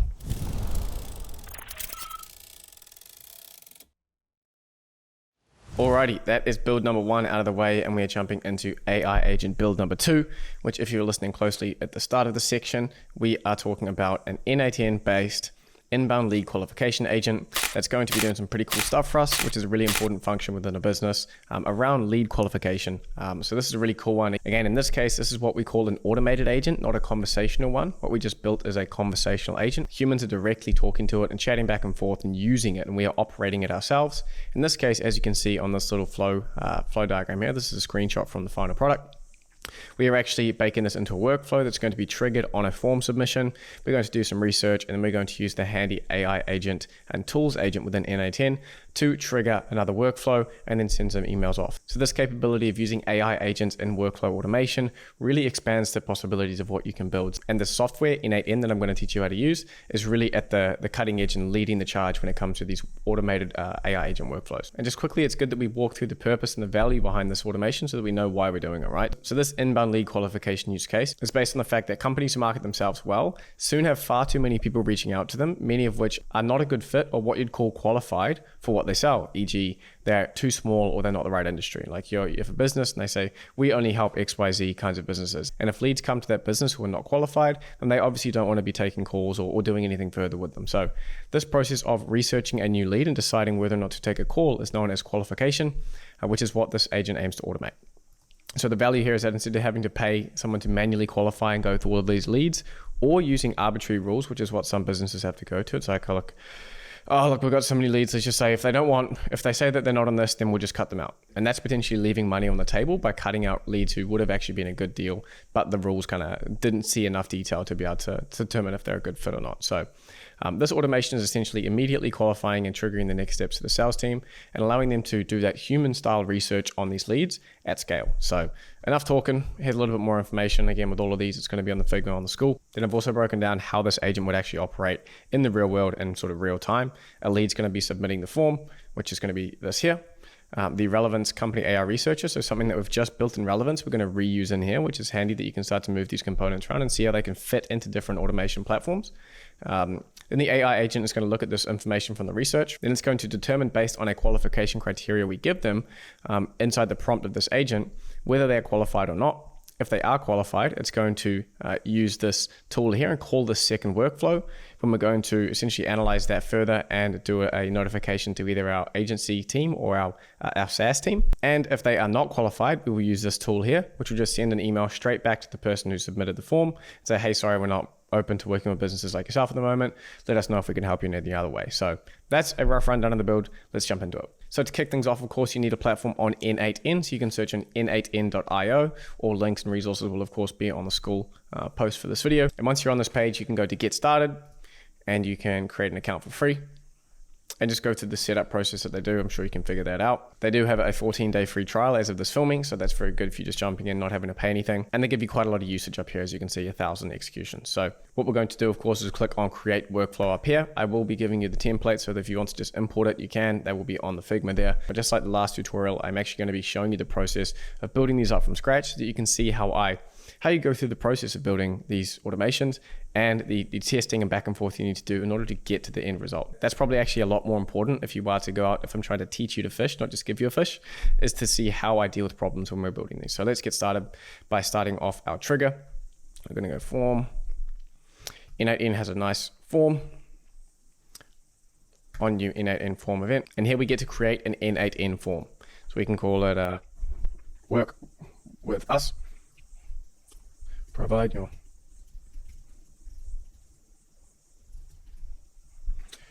So now we get to pick the field names. So we want to have the first one, which is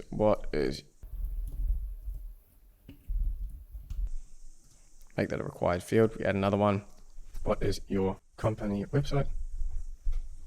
HTTPS morning.ai required field.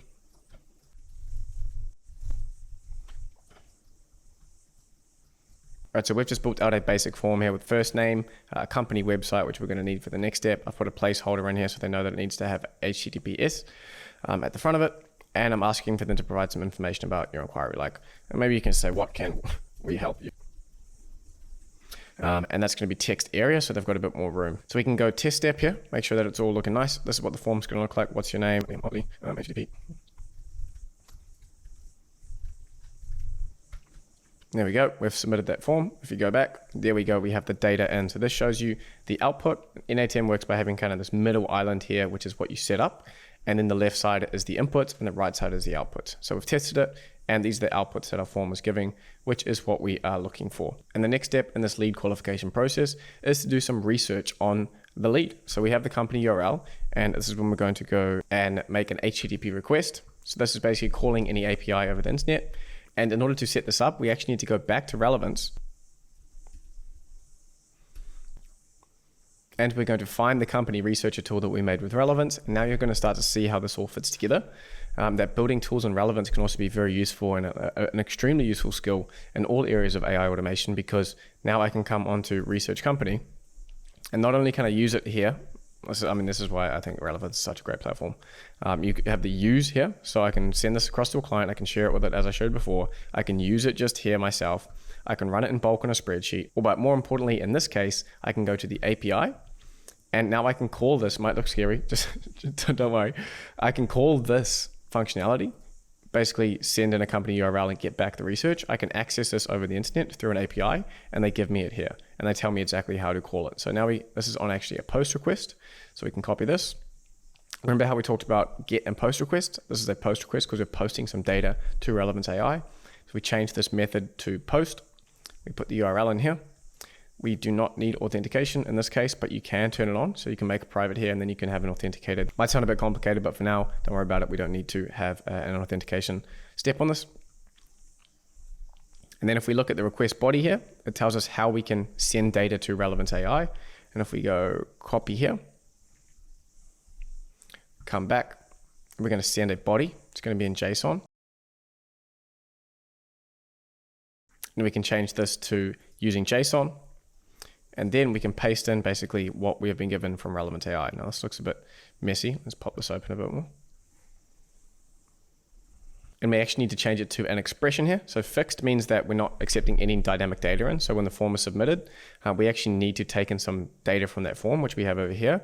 We need to inject it into this HTTP request to Relevant AI to get this company research done.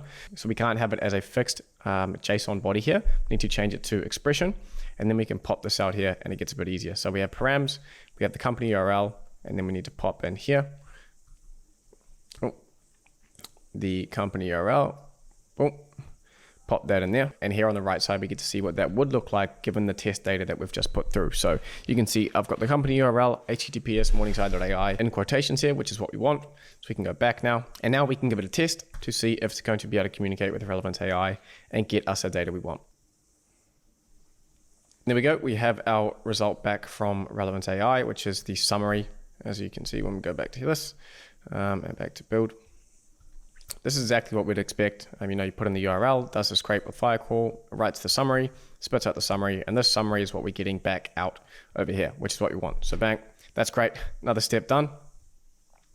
And for those of you who are a bit confused about what this is just the body of the request. So because we are sending a post request, remember how we have get and post request? Get requests are typically just with the URL and with a bunch of stuff tacked on. A post request, we need to send a JSON body like this. And it does look quite confusing, but if I take this and go JSON format, paste this in, and beautify it, and you can see how we have basically the project, which is the relevant project that we are calling, and this tells the API this is the project that we want to interact with, and the project expects the params, the inputs, which is the company URL, and we are injecting that company URL from our information here in N8N that we've dragged across. It might seem tricky a few times, but trust me, this stuff becomes like riding a bike once you get up and running. So a few more of these and you'll be completely fine. Right, and so now that we have our company information, the next step is going to be setting up the agent, which is really the coolest part, in my opinion, about Make right now, is that we come in here and we can click on agent, and we can set it to as a tools agent, which means we connect our own tools. And if we just back out of this, we can do cool things like set up the model. And right here, this is so cool because we get to see exactly what we were just talking about earlier in this video, but we have the different parts of an agent, the different ingredients, right? So here's the chat model. This is the brain. This is the LLM that's going to be powering the whole agent. Using the soup example, like this is the one meat that we get to choose, right? This is a specific model. In this case, we are going to be using OpenAI again because you already have your API key, and I can't really be bothered going and showing you a whole nother provider, but it's the same process for all of them. You can, if you want Anthropic, you can then pick all of the Anthropic models, but in this case, just to keep it simple, let's just go back to an OpenAI model. And if we go back again, you can see that we now have the memory and the tools that we can connect. So of course we have the tools, which we've talked about a lot in this video already. We can connect multiple different tools here, as we're going to do in a second. And then we also have memory set up here, which is a little bit outside of the scope of this video. As I said, in most platforms, it comes built in, but N8N is a bit more of a developer-centric platform. So if you wanted to play around with memory, different forms of managing memory, you can do that here. In our case, we're not going to be touching it. And in order to connect a knowledge base, if we wanted to set up a knowledge base for our agent, we would connect it as a tool. So you can see here, we've got in-memory vector store, Pinecone vector stores, etc. These are vector databases that we can connect. Just like in the other tutorials we're going to do in this video, when you upload some documents to make a knowledge base, they're essentially being put in a vector store like these, but the platforms manage it for you and make it a lot easier to do. So in this case, we're just going to be doing two different tools. Firstly, we're going to be calling an N8N workflow. So I'm just going to finish off the basic setup of this. And then we're going to add another tool on. It's going to be the Gmail tool. And then before you know it, we have our AI agent structure built out. So we're using the OpenAI models. We're going to pick the model shortly. We're going to be using the tool to call the second N8N workflow, which is going to be triggering the email notifications for our sales reps and the classification of the lead. That's going to make a bit more sense when we actually do it. So just stick with me on this. And then this Gmail is going to be sending back a, hey, sorry, you didn't qualify for what we do. Sorry, we can't help you. Let us know if we can do anything else for our. So to start setting things up, we can start from left to right here with the chat model, the OpenAI model that we want to use.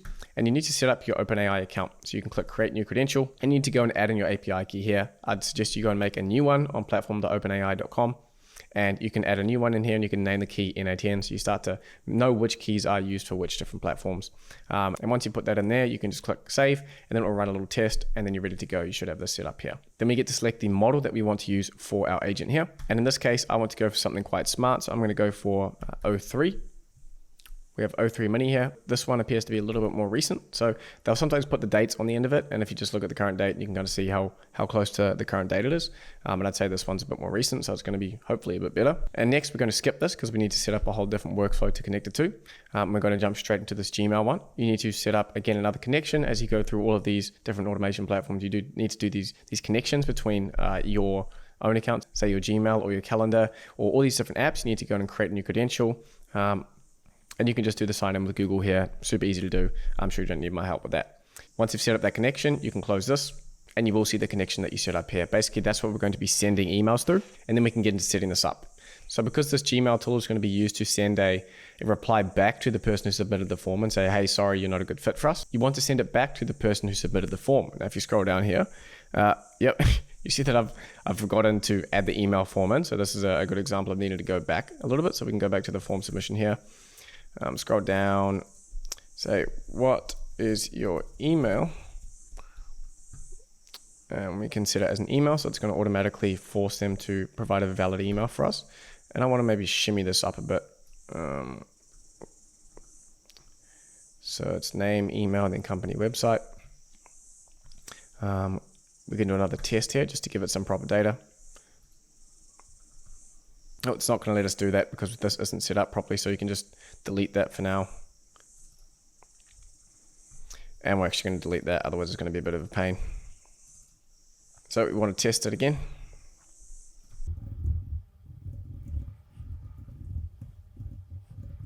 So we can submit another form here and go back to NA10. And there we go, we have the information, we have the email now, that's great. And so now we can come and set up our tools again. We've got the workflow there.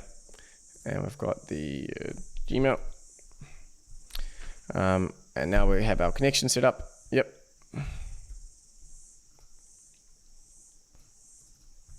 Oh, and we haven't got the data here because we need to run this again and get the research. So now the research is done, and there for us to set up the Gmail tool here, we can go to and we'll be able to pull in the email. So again, they submit this form. We realize that they're not a qualified person for our offer. And then we're going to send an email back and say, hey, sorry, you're not a good fit. So we can say the subject here is, thanks for your interest. I'm going to change the email type to text here, and I'm going to write a basic message in. I'm just going to snag it from the one that I've done previously. So we need to change this from fixed to an expression because we want to be pulling in their name here. So I'm going to paste in what I have here. Again, this will be included in the resources. It's just going to save us time if I don't have to type this all out manually. But you can see here, I'll just delete this so you guys know what we're doing. If I go hi, comma, or hi, and then we can add in what is your first name? Hi name. In this case, it's going to be filling in my name here as an example. So hi, Liam Ottley. Thank you for your interest in Big Boy Recruitment Services. As you specialize in recruitment for software and development agencies, we're not a good fit based on your company's industry. Please let us know if you'd like to connect us with one of your partners who specializes in dealing with your needs. Cheers, Huge Jackman, head of sales, Big Boy Recruits, BBR, Dallas, Texas. So if you guys remember Huge Jackman, comment down below for the OG fans. And then that is our Gmail all set up. And just quickly, so that you've got a bit more knowledge around how this Gmail tool works, we have all these different steps that we can use. We're using the send one, so it's sending an email. You can use reply, you can use get, delete, all these other functions, but the easiest one and the most common one you're going to use is going to be that send one, of course. Now we need to set up this in-ATM workflow, which the agent is going to call as a tool when they are a qualified prospect. So I'm going to delete this one and just save this for now. And then we're going to go back to home. We're going to create a new workflow.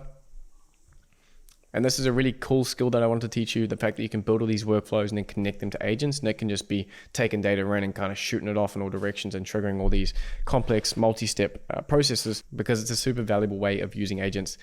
So I really want to teach you that. And obviously this one's going to be starting off a bit different to the other one. We actually want this to be set up as when executed by another workflow. So that's going to be what the trigger is here. And we are going to be able to define using fields below. Let's just add in one here that is a lead name. For now, we can just leave that there, but that's all that we need to set up. We need to go back over to the other one. Just needed to set this part up. Let's rename this qualified lead classifier and notifier. So we can save that there, and we have a bit more work to do on this other one. If we go back to this, we can rename this here. So let's call this our lead qualification agent. And so now we have our other workflow set up. We can come here, we can call another workflow with the tool, and we can call it lead is qualified. And so now is when we get to tie back into what we learned in the foundation section, because we are now writing descriptions for our tools. Remember how we had schemas, and schemas are basically written instructions or instruction manuals on how to use tools and how to use the APIs that wrap around them. This description is going to be basically those descriptions that you put in the schema, but N18 is going to be basically constructing it for us in the back end. And we just get to put in here, okay, what's the name of this tool? It's going to be called lead is qualified. It's giving us a nice example of how we can write a description for the tool. So call this tool to get a random color. The input should be a string with a comma separated names of colors to execute. So in our case, we can say call this tool when the lead is qualified according to our criteria. The inputs should be lead name, lead email, company summary, and request info. We're basically telling that AI model or the brain what this tool can do. So when we send it some kind of input, I think it looks over our tools, it looks at the Gmail description, and it looks at this workflow tool description and goes, oh, well, I have a tool that does this and a tool that does this. What have they just sent me? Okay, now I think I know what I need to do from here. So this is the rough gist of what we want to do as a description for this tool. I'm actually going to beef it up with a bit of a bigger one here. If the lead is qualified to work with big boy recruits, e.g. they are software-based business like SaaS or development agencies, then trigger this tool and send the lead data in the following format. It's just dummy data, RRR. So name, a name, email, an email, message, I want a new dev, qualified, true, company information, and company information, which is a summary of the relevance tool to the company research that we have. So might seem a bit crazy at the moment, but stick with me because it will make sense in a second. We basically just told it when it's going to trigger this tool and the format to send the data in. And then for the workflow, we get to choose here, the one that we just set up, which is our qualified lead classifier and notifier, at least in my case. And then we see the workflow inputs that we've just set up. So if we go back over to our other automation, so when we open this up and define our inputs here, you can see over here, we are getting just one of them that we've put in as an example so far. So now we need to set up all these inputs correctly, and we have the name that we want. So we've got the name, and we want the email, so we can add another email. What else do we need? We need the message.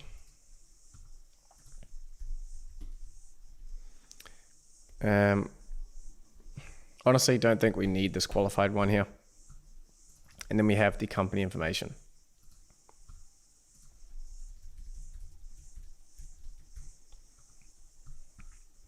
So if we just test this, head back over here, and we refresh this list. Oh, back out, save it. And this pops up, it says that these inputs are outdated. So there we go, we have lead name, email, message, etc. And then we can actually automatically fill out a lot of these inputs. Maybe I will put this back in here just to show you guys how these work. So if we go qualified, and then we just call it true here. I'll just put it as a string. And we go back here and we add in one more, which is qualified, which is also a string. And so we have this qualified field here as well. If we go back, I'll just test this, save it again, come back over and update this. I think we can actually make it even cooler. So let's go. Change this from a string to a Boolean. So that's either true or false. And if we test this, save it again, and we change this to take away these little things. Sorry, it pisses me off if I don't have this set up right. And then we update this. You'll see this turns into a switch. So that's a true or false, right? In order to trigger this tool, it should be qualified by default. So it's a little bit redundant, but it's still cool to show you how we can get AI to fill out these fields. In a lot of cases, we don't. But for this qualified one, we can. So we can set this as an AI generated field. We can say, if the lead is qualified based on our criteria, this set to true. And then for the rest of them, we can just fill this out quickly.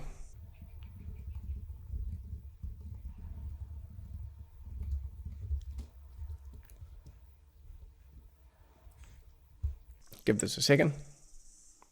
Open this back up. And we can fill out some of these fields. So we can go lead name that we want to pass through to the other automation is going to be that. So we can fill a lot of these in. Email, message, and the company information we can get from this technically.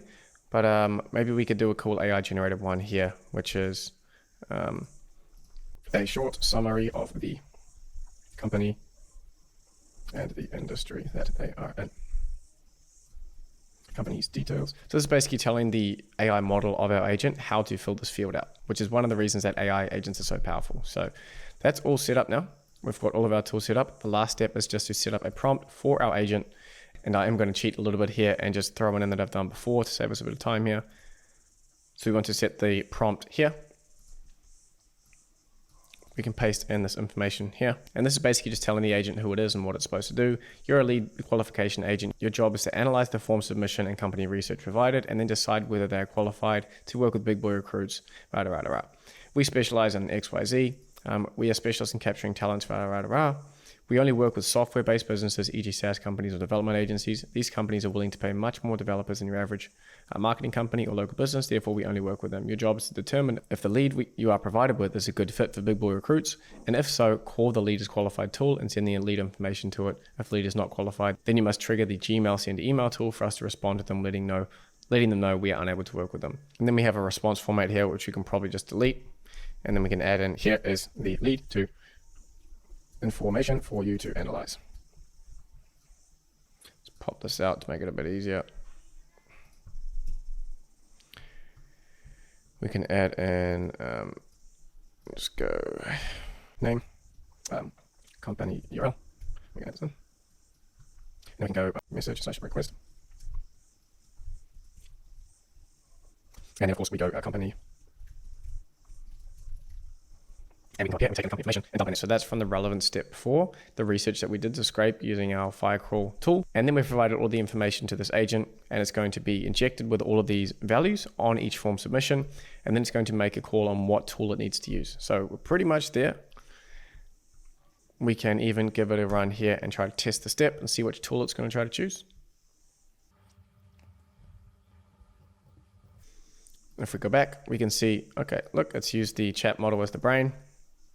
And it's triggered the in-ATM workflow as expected. You can see here that it's sent off information to our other workflow. It sent the lead name, the email, the message, and the company information, and it set it as qualified as well. So all of these fields have been filled out. We've got a nice AI generated summary here from the model and brain, and we have the qualified set to true. And so the final step now for us is to head back over to our other automation and just finish it off. Oh, we need to save that. I will just run that again for you so you can see it in slow motion. It's using the LLM as the brain and the tools agent, and it's deciding whether it's qualified or not. And if it is qualified, then it will send it to this workflow. Bam, we've sent it. And there you go. If we head back over to, let's save this. Head back over to our qualified lead classifier and notifier. Now we can add on a quick few steps here. I'm just sort of going to rip through this. It's not super important, but it just shows you a little bit more functionality of what you can build in on n8n. So we're going to add in a messenger model step here, and we're going to choose 4.0 mini. And what I want this to do is to take in that information that we sent to the workflow about the company research, etc. So that we know this is a qualified lead now, but we just want to split it between either our SaaS team or our development agency sales team. So they're specialized in dealing with different cases. So I'm going to cheat and just throw in a prompt here, which you guys will be able to get access to, which is basically saying we have a new inbound lead. Change this to an expression, sorry. We have a new inbound lead that we need you to classify into either SaaS or development agency. Here's the lead information. We need to go back a step and test this. There we go. We should have some information. And now we can put these in. So you see how there was nothing here before. I went back and tested the trigger so that it gives us some null values here that we can fill it out. Here's lead information, lead name, message, name, request, company information. So drop it in. If the company is a SaaS, output SaaS. If the lead is development agency, output agency. So we're looking for just agency or SaaS as the outputs here. Simplify the output. Yep, that's all good. So we can, no point in us testing that step there because all the values are null. But the next step is a basic router flow. If, so this is a basic conditional routing. So we have the conditions, we can go expression here. So we can go the content here. So this is the output from the OpenAI step. If the content, which is the response from the LLM step, the classifier, it's either going to be agency or it's going to be SaaS. So if it, let's just to make it a bit more flexible, if we go string, if it contains agency, great. So if it contains agency, on the true side, we want to go Gmail, and we want to send a message. And then if it is false, we want to do basically the same thing. Now I've got a preset email just to help us out here.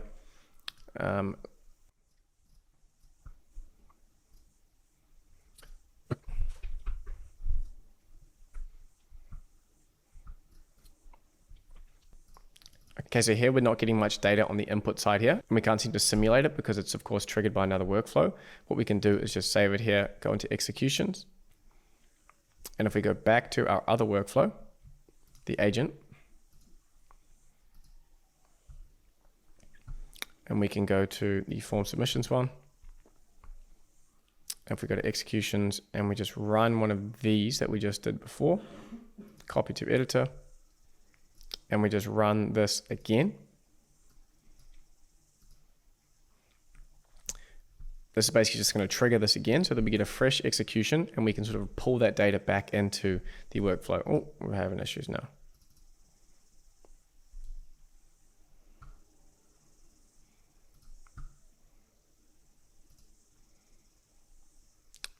It's because I need to delete this.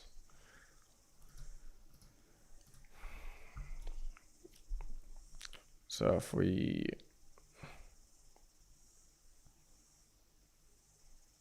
stop that and we just run it again.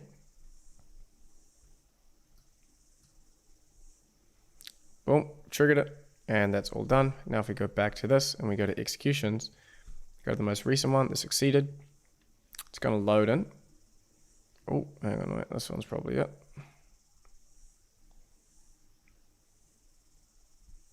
Oh, no, that's not it.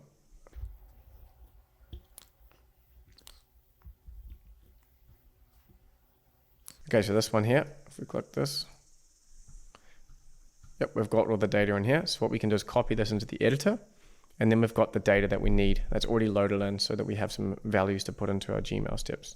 Gmail, so that's a handy little trick to know how to do. And now we have all of this information. So that's what I was trying to get.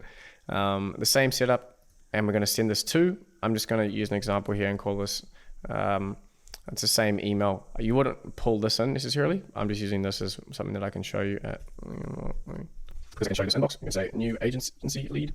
Let's do a text. We say, new agency lead, man, go get them. Turn into an expression. And then we say, we could just throw this company data in there. It's going to be messy. You can play around with this more when it comes to formatting, but just to show you the functionality, if we go test a step here, that's going to have sent an email to this. This is like my agency sales reps email, of course. Let's rename this.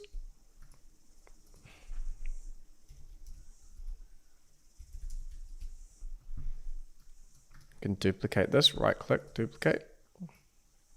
Bring it here. Oh. Connect this up. And we change this. You change this to your like SaaS guy. You change it to a different email, of course. And then you can say new SaaS lead. Right, so now we have done all of that. Basically all built out. The data is going to come in from the agent. It's going to send in the company summary. This is going to classify it into being a agency lead or a SaaS lead, because those are the only two types of businesses that we work with. So all of them will be qualified when they come through here.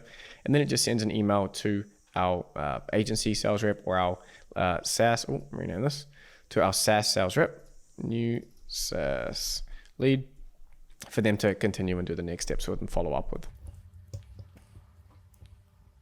Righto, so to test this, we can turn this on to active, and you can see that you can now make calls from your production form URL. We can go okay. if we double click on this, we can open this up. We can click on production URL, copy this, and open this up in a new tab. And now we can give it a spin. So we can say, same as before. So of course, my agency Morningside AI does development services. So this should be qualified, and it should also route it to the agency email. So if I now go submit, we go back into N8N, we go into executions, we can see this one is running. If we go to Gmail, and I pull up my spare inbox, and there we go, we see it has succeeded. And then if we go to our lead qualifier and notifier, and we go to executions, we will also see that we have a new one that has succeeded here, which was just a few seconds ago. And that's gone through. It is outputted it as agency, which is the classification that we wanted. It has gone through and has sent a new email. And if we go to here, we have new agency lead there. There we go. All the information. So that's working, number one. Now we can go back to our form and we can try it again, but this time with, let's say, an unqualified business. Let's go, what is your name? Ray Kroc, I think spell it. Ray at mcdonalds.com. HTTPS, mcdonalds.com. What can I help you with? I need more more people flipping damn burgers. So essentially Ray here has come to our recruitment agency, and they're asking, hey, I need people to do flip patties for me in my fast food restaurant. And because Big Boy Recruits in Dallas, which is a hypothetical company, of course, doesn't do that, it's going to qualify them, or it's going to disqualify them, and then send an email to our good buddy. Oh no, some poor dude at McDonald's is going to get an email now because it sent an email. But it's going to be running, and of course it's going to be sending, if they're unqualified, it will send an email to them and say, hey, sorry, you're not a good fit for us. Let us know if we can help, or we can connect you to our partners. And while that is running, I would just put together the final one here to test the functionality, which is if we go Liam, admin at liam.lee.com, and we set this time my SaaS, HTTPS. My SaaS Agentive, if you haven't already used it, we're going to show you how to use it in the last tutorial of this video, so you guys will get to see that, which is my own no-code AI agent building platform. What can we help you with? Agents. So this should be a SaaS one, and it's going to qualify it as SaaS. We have the McDonald's one has succeeded here. And you see, yep, as expected, we were not qualified. The McDonald's person was not qualified for our offer. So it looked at the qualification criteria we provided in here, said, hey, no, that's not a good fit. So I'm going to use this tool. And you can see that it sent the email and it said, hey, thanks for your interest, but we're not a good fit for you. So someone at McDonald's just got an email. I apologize for that, but we didn't trigger the other workflow, which is the key part. And we're not going to send emails to our sales team saying, hey, look, new leads. Now I have sent another one through here, which just finished executing. And we can see this, it's gone through, it's researched Agentive. We'll see Agentive is a leading service delivery platform for AI automation agency owners, etc. And it's called the tool because we were qualified, because we're a SaaS business, right? And again, if we go back to here and we look at the most recent one, which is this. Oh, we have another one here. Then you'll see new SaaS lead has been triggered because we are a SaaS, of course. The LLM step here is outputted just SaaS. So that means that it should send an email to the SaaS team, which if we go to my inbox, ta-da, new SaaS lead. All right, so I know that may have taken a while, but we got there eventually, and you can see that we've built out all of this functionality. We have our AI agent calling our tools if they are qualified and triggering this other workflow. Again, you can build so much cool stuff by connecting an agent to multiple different workflows. We have our little relevance AI researcher tool that we're reusing here, and we have people getting denied with an instant email sending them back. So I hope this has been a cool one to show you how N8N works. I really, really like this agent functionality that they have. I think you guys are going to be able to build some awesome stuff if you keep going down this rabbit hole. So that has been agent build number 2. Stick with me as we jump into agent build number 3, which is a pretty damn cool one, focusing on both chat and voice-based agents, all in the same build. So let's keep the ball rolling.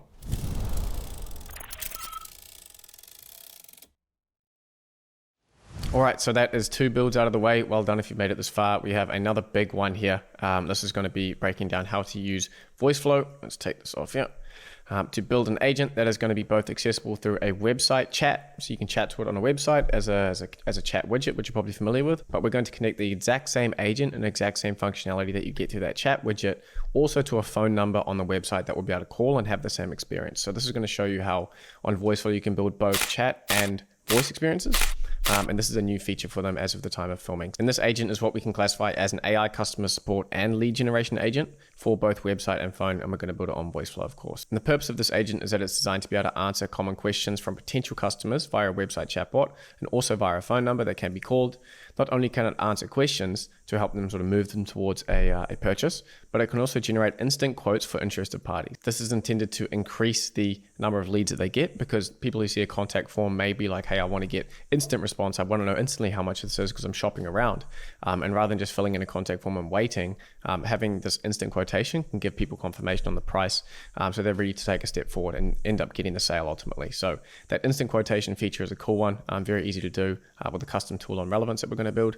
And finally, this agent is going to be able to actually capture lead information from those who have been given a quote. So after they've been given a quote, then we'll move to say, hey, give us your details and we will follow up. Our team will follow you up and set an appointment for the service. And the value here of the system is that customers are going to often want instant answers so that they can make a purchase. So by offering easy ways for them to get this information, we can increase the chance that they're going to purchase from the business.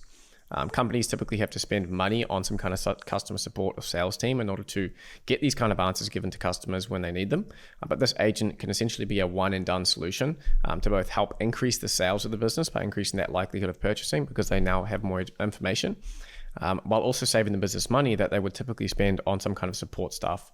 Say, if this chatbot can handle dozens and dozens of responses a week that would typically have to have gone through a support person, then we're saving the company money and also helping them increase the chance of generating more revenue. So here's a rough layout of the design here. We are going to have a website. I'll give you a template for this. It's very easy to set up. And we're just going to throw in a number that's going to be connected to the voice agent that we build. And we're going to be setting up VoiceFlow's web chat widget as well. And this agent is going to have access to a knowledge base to answer questions that prospects may have about the business and their services, etc. It's going to have a tool that is allowing them to generate an instant quotation. So it's going to take in some information. This is going to be for a cleaning business or a hypothetical cleaning business. And then we're going to be able to generate an instant quote for them based on the property type and the size of the property they need cleaned. And we're going to be able to capture their lead information afterwards and log it into a CRM. In this case, we'll just use Google Sheets, but it's fairly easy to swap that out to whatever CRM you want. So it's going to look a bit like this. I've actually added a little bit more, and we are using another relevance tool in here. This is from a different project from my accelerator, but I'm going to be pinching that and putting it in here for you all. And this is the tool number 2 here, the generate instant quote. So we're going to be slotting that in there, taking in some information, answering questions, etc. The process of building on VoiceFlow is one of my kind of favorite experiences in the automation space. I really like the way they built out their flow builder.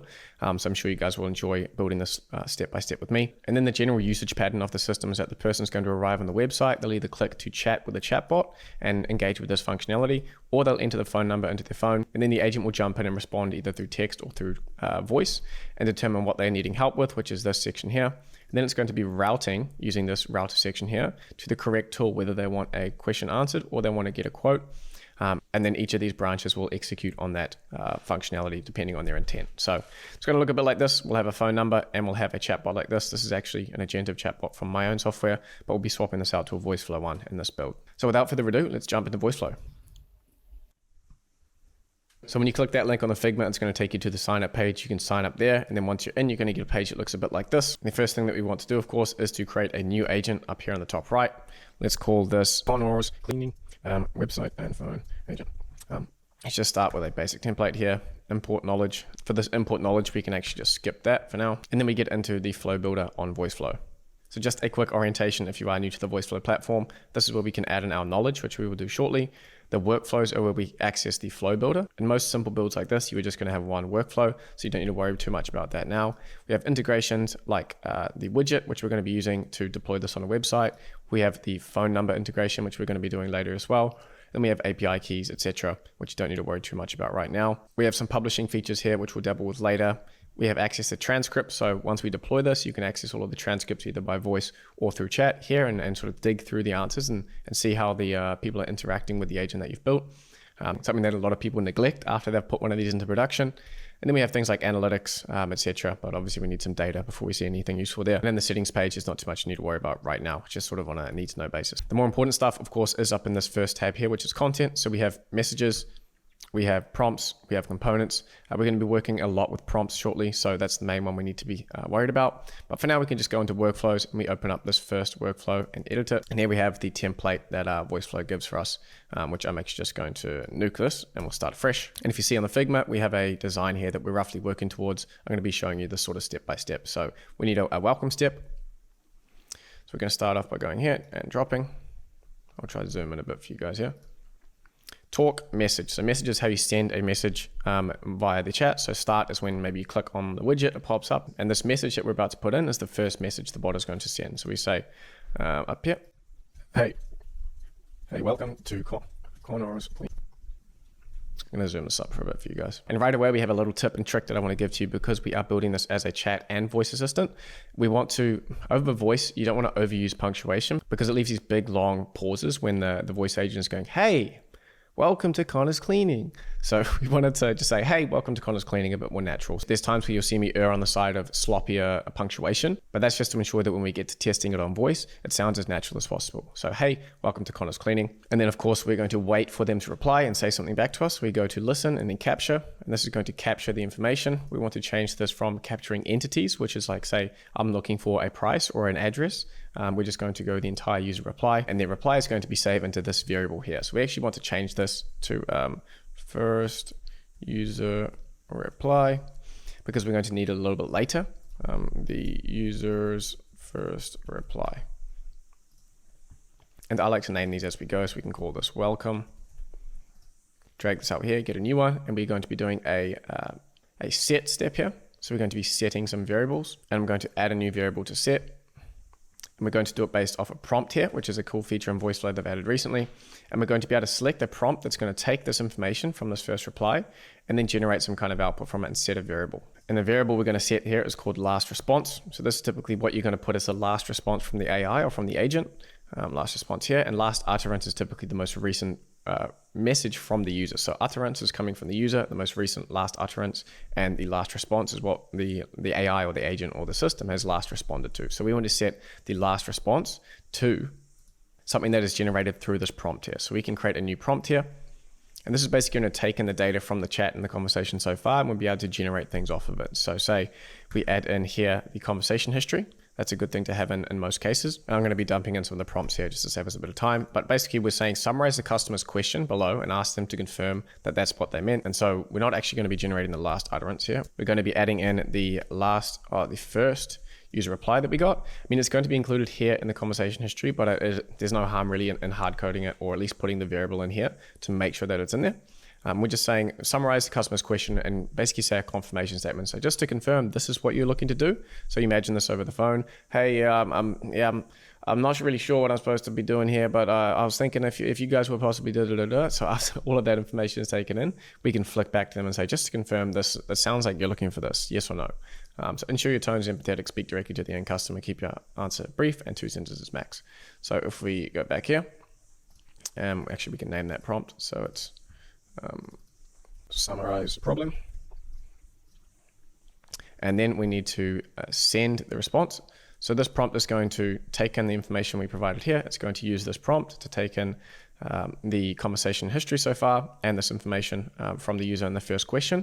It's going to generate a question to ask back, and it's going to save it to this variable that we have here. So apply output to variable, last response. There is actually an easier way to do AI responses like this, but in our case, we need to be saving this variable, so it will make sense in a second.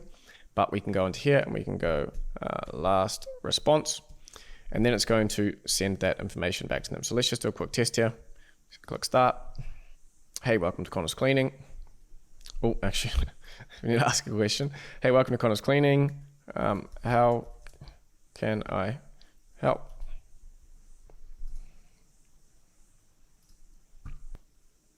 I'll say, I need cleaning services for my house. Sounds like you're looking for cleaning services for your greenhouse. Is that correct? Want to make sure I understand your specific needs before we proceed. So I obviously spelled house with G house, so we thought it was a greenhouse. But that's what we want, some kind of confirmation message, just saying like, hey, look, is this what you're actually looking to do? Before we then go and trigger the different tools that we are equipping our agent with. By the way, there is a way of changing between trackpad and mouse. So I am panning around with my mouse here. You can also do a trackpad method, which is a lot easier to use if you're having trouble using it. Okay, so after that, they're obviously going to say yes or no, whether like, have I got the question or have I summarized what you're looking for correctly? And we can go to a choice step here and we can set up some triggers. We can set the intent to yes, and then we can add another trigger and we can set it as no. So this is basically using AI to analyze what they've said and grouping it around these certain things which are called intents. So what is the intent of them of their response? And in this case, they have some pre-built ones, but we are going to be building our own custom intents later. But for now, just know that if you look into sort of split traffic or split people coming through the system, these choice blocks with the default intents from VoiceFlow, yes and no, are ready to use out of the box. And if they don't say yes or no clearly, or we can't pick it up, we can add a no match here. We can say, sorry, I didn't get that. Can you say it again? A yes or a no is enough. And then we can say to follow a path after these reprompts, which we'll call no match. And then we have this no match path, which we'll set up in a second here. I'll just put it as a filler for now. But basically, if they don't say yes or no, this is setting up error handling. And basically, if people, particularly over the phone, there's so many different ways that the conversation can go and end up. And you'll want to, while I don't focus on it too much in this build, as you're building production grade assistants, you'll need to build a lot more of these fallbacks and these reprompts and these no match things to handle edge cases where people use it in a weird way that you don't expect. So I want to give you a little taste of that in this tutorial, but it is nowhere near representative of what it takes to actually get something into production that you can trust on a customer's website. Okay, so we've got this choice block set up to determine if we have got their summarization of the problem correct. And we can take this up to here and we can set another variable. And so this is really the core part of the application, which is determining what their intent is, what are they looking to do, and which tool are we going to route them to it. So this is a very handy skill to have, which I'm going to teach you, which is how to set up some kind of intent classification system, which is really, really essential to building agents on VoiceFlow and any kind of agent where the platform itself isn't automatically handling that for you. So if we go set a new variable, and we're going to do it through a prompt, we're going to set a new variable here called desired action. So basically people coming through and asking questions can be saying, hey, look, I just have a quick question about where you guys are based. And then we're going to route them to the knowledge base. And then someone may be saying, hey, how much does it cost for this? And then we're going to route them to the pricing, the instant quotation system that we're setting up. So it needs to be able to determine what they're looking for. And we're going to route them depending on that. And that's what this router is going to do. So the action that the prospect wants to take, the most likely action that the prospect wants to take. Then we need to make a new prompt here.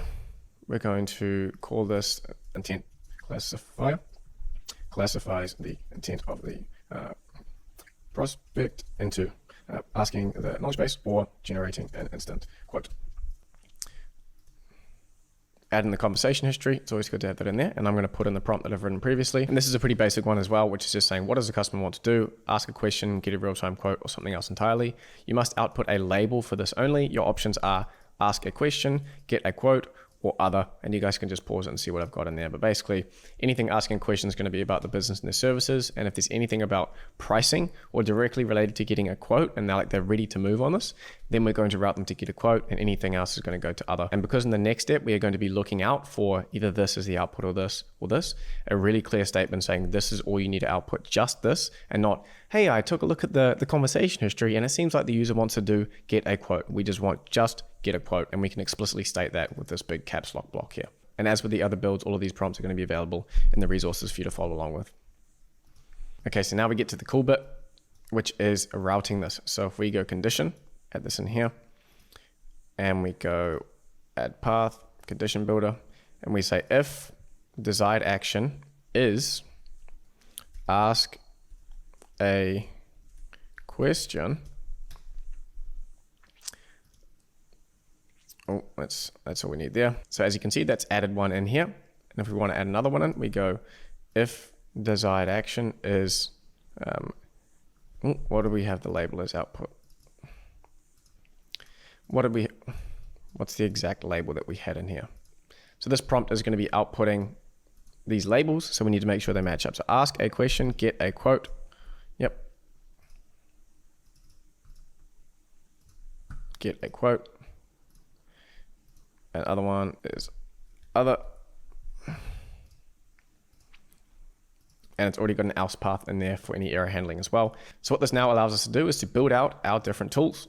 So we can go up to here to ask a question, just throw this in for now so we can get an idea of what it's going to look like. Bam. Other, this is going to be sort of error handling.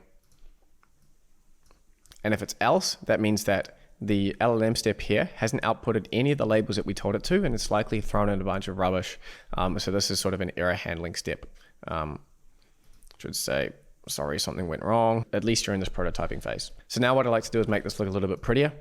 We can go through and add things in here, like this is the confirm problem, intent classifier / router.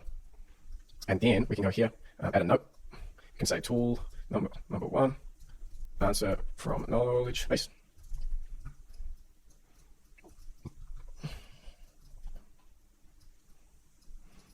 Tool two.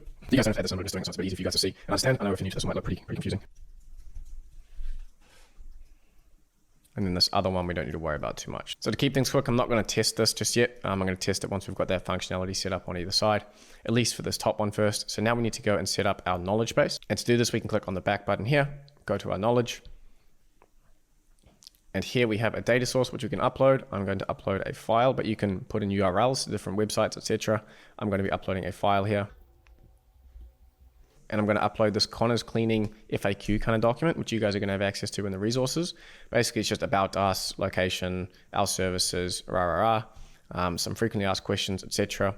So I've just AI generated this. And if you're doing any kind of prototype builds, I recommend you do the same, just to throw it in there and see if the knowledge base is working as expected. Obviously, you'd swap this out with actual customer data or your client's FAQ. I'm just going to throw that in there for now. And you guys can do the same. And when you're setting up your knowledge base, you can also set up the settings for it. So in this case, it's using by default Claude 3.5 Haiku, and you can see how many tokens this is going to cost you for voice flows usage. What is Haiku? Haiku seems to be the cheapest. Oh, you've got GPT-4o Mini. Maybe just chuck on GPT-4o Mini here. We want this thing to be pretty deterministic. So I'd say your 0.1 is fine, max tokens. We can increase that just in case it needs to give a longer answer.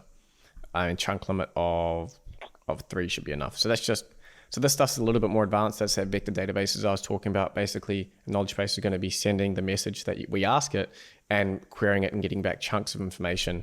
Because our knowledge base is quite small, we don't really need to have too many chunks. If you put this up, you'd just be getting the whole document back anyway. So max tokens, a number of tokens that it's going to include in the response. So we want to increase that to 480 so that it can give a longer response if they need. Maybe just tone that down a bit.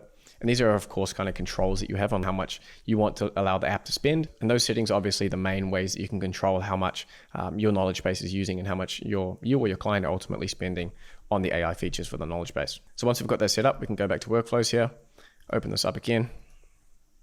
And then to plug in our knowledge base, we can go to the dev section here. We can go to KB search, pop this in here. I will need to delete that and reconnect this up to the top. And we're going to delete this as well. And so we can go into this knowledge base step here and we can enter the query. So what we're going to say is we basically want to throw the information that we've got from the user already about what they want, which is we have here as the first message they gave us, which might be a bit long-winded. Then we have the summary that they have confirmed. And then we can put these into the query that's going to be asking the knowledge base, hey, look, this is what we want information on. Can you give us some information back? So we can go user first message. Put a curly bracket and we can start to put some variables in here. We can go first user reply, and then we can also go summarized problem. Now you can see why if we put last response here, why we have this variable saved instead of just sending it automatically. So I actually don't like using last response because that's something that you like to update quite a lot. So I'm actually just going to switch this to changing it to summarized problem, just so we don't get any kind of overlaps that cause problems down the line. A summary of the user's problem.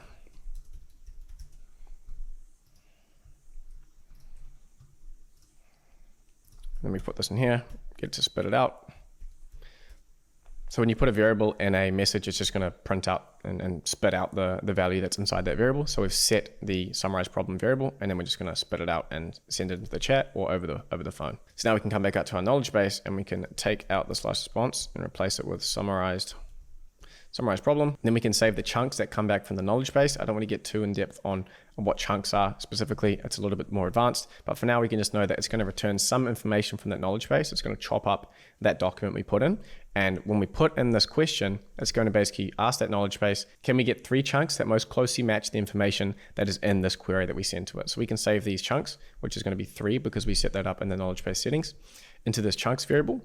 And the chunk limit is 3 still. If we click this, we can add in a chunks not found path, but for this tutorial, we don't need to worry about that necessarily. And then we're going to use those chunks that came back from the knowledge base to generate an answer based on the original question. So if we put this here, we go talk, we go prompt. And for this prompt, if we go here, we can create a new prompt. And we can add in the conversation history just for good measure here to give it the full context of what's going on. And then I have a prompt here. You are an AI customer support rep from Connor's Cleaning, helping customer with a question. Use the provided details below to answer the customer's question. Ensure you keep your answer brief and speak directly to your end customer. You are speaking to them over the phone. So the input data, provided details, which is the chunks variable. I'll just put that in again. Chunks to make sure it's set up properly. To the user's original question. We can put all this information back in. So first reply, this is what they asked us as soon as they picked up the phone, or the first message they sent when we asked them, what can we help you with? And then we'll also just put in for good measure our summary of their problem that they confirmed. And we can go to our summarize problem variable and throw that in. That should be good to go. And I like to make these look purple or some kind of cool color.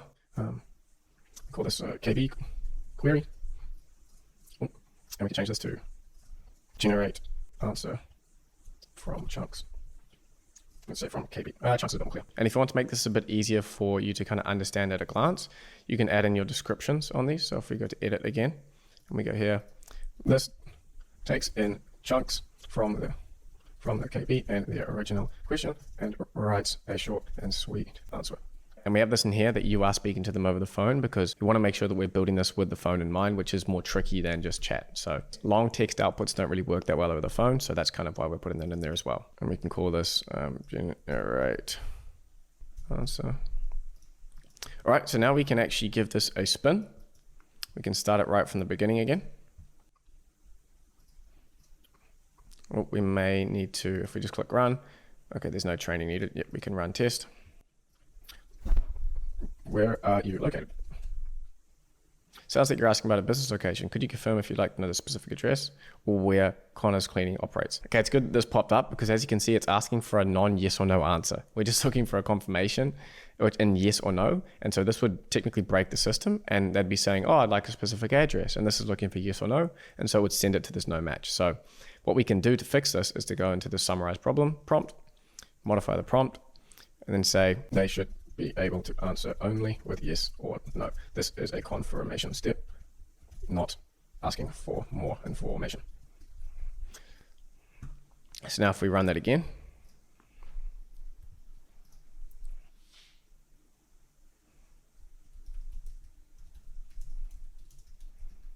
whereabouts are you located? Sounds like you want to know the specific location of our cleaning business. Is that correct? Yep. Now it goes to the router here. It's going to determine that I said yes, bam, bam, bam, and there we go. So that all happened pretty quickly, but you can see it sort of broken down through here. If I click over here, it's gonna remove all of this. Okay, so let's break down how this happens step by step. So you can see this through here. It's still using 3.5 haiku for some reason. I'll need to double check why that's still using the model we didn't select. But basically it comes through. This step here is the intent classifier. So you can see that it set it as yes. That is the correct intent, and predicted intent, yes, and that routed it to this. And then using the model again, it analyzed the information that it was given, and then it set the desired action variable to ask a question, which is one of the labels that we wanted, and that is correct. And then it said condition matched taking path 1. So it set the desired action variable to ask a question. We were checking for it here. Then it said, okay, great. Now I'm setting it up here to the knowledge base query. It says it's query received. We pass in all the information, whereabouts you're located, and then the summary that we gave it. And then we got 2 chunks back from the KB. And the AI response here finally took in all of this information and it gave us the final output and generated this response. We are located at 247 rah, rah, rah, rah. And at the end here, it's saying, is there a specific area you're interested in? For a basic build like this, I'd probably change the prompt to say, don't ask another question, because in this case, you'd then need to set up a looping mechanism where it can keep answering questions for them and then break out into any of these other intents as needed. But for now, that is a knowledge base, and that's how you can ask questions. So that is tool number 1 knocked out, which was easy enough. So great, we can go on to tool number 2 now. So for this second quote, I'll be able to give you a relevance tool that we're using for it. But let's just jump into answering this question. So they've said here that they wanted something related to pricing or quoting. Remember in here in the router, we have set the intent classifier to say it's going to go to the get a quote if they're asking about pricing or have directly requested a quote. And this will take them to a real-time quotation tool that takes their property type and size and then returns an estimate. So that's the people that are going to be getting to this next branch of the agent. So desired action is get a quote. We can say, okay, sure, to give you an instant quote,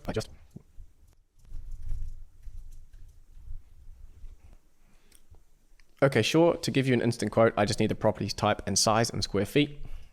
Then I'm going to add another chat step, or message, sorry. And we can ask a question.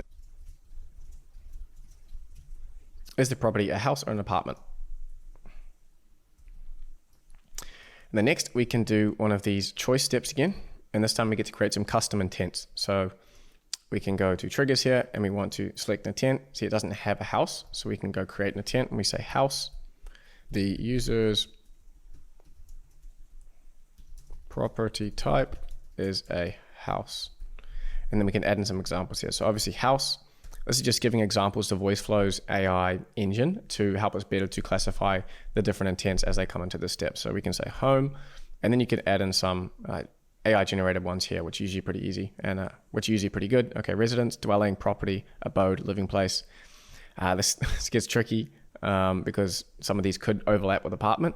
So property is probably abode's too broad, living place, dwelling, residence, potentially we could get away with. We could say like manor, mansion, family, home, single family home. And by now we've given enough examples where we can just go to create. And now we need to do the same for apartment. So we'll go to create an intent, apartment, the user's property type. The user's property type is an apartment, and then we can put an apartment.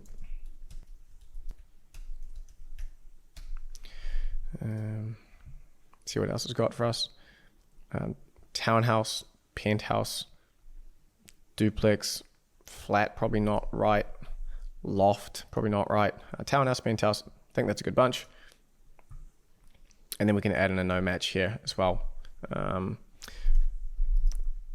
mean, add in a reprompt. Sorry, I didn't get that. Is it a house or an... If it is a house, we can come up here and set it as logic here and go set. We can go value or expression, select the variable to set, and we're going to go property type.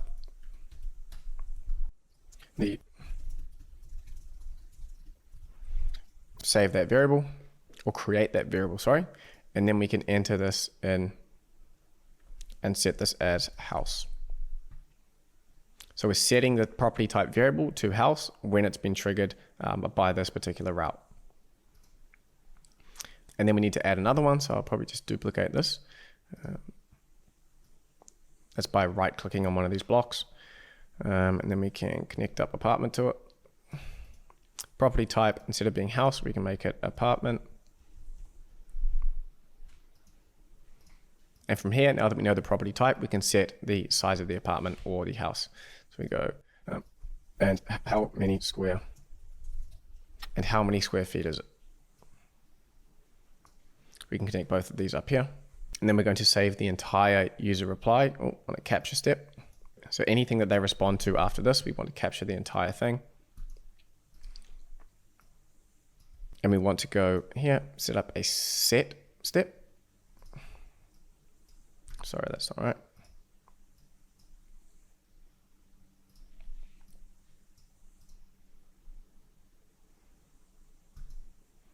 Using a prompt.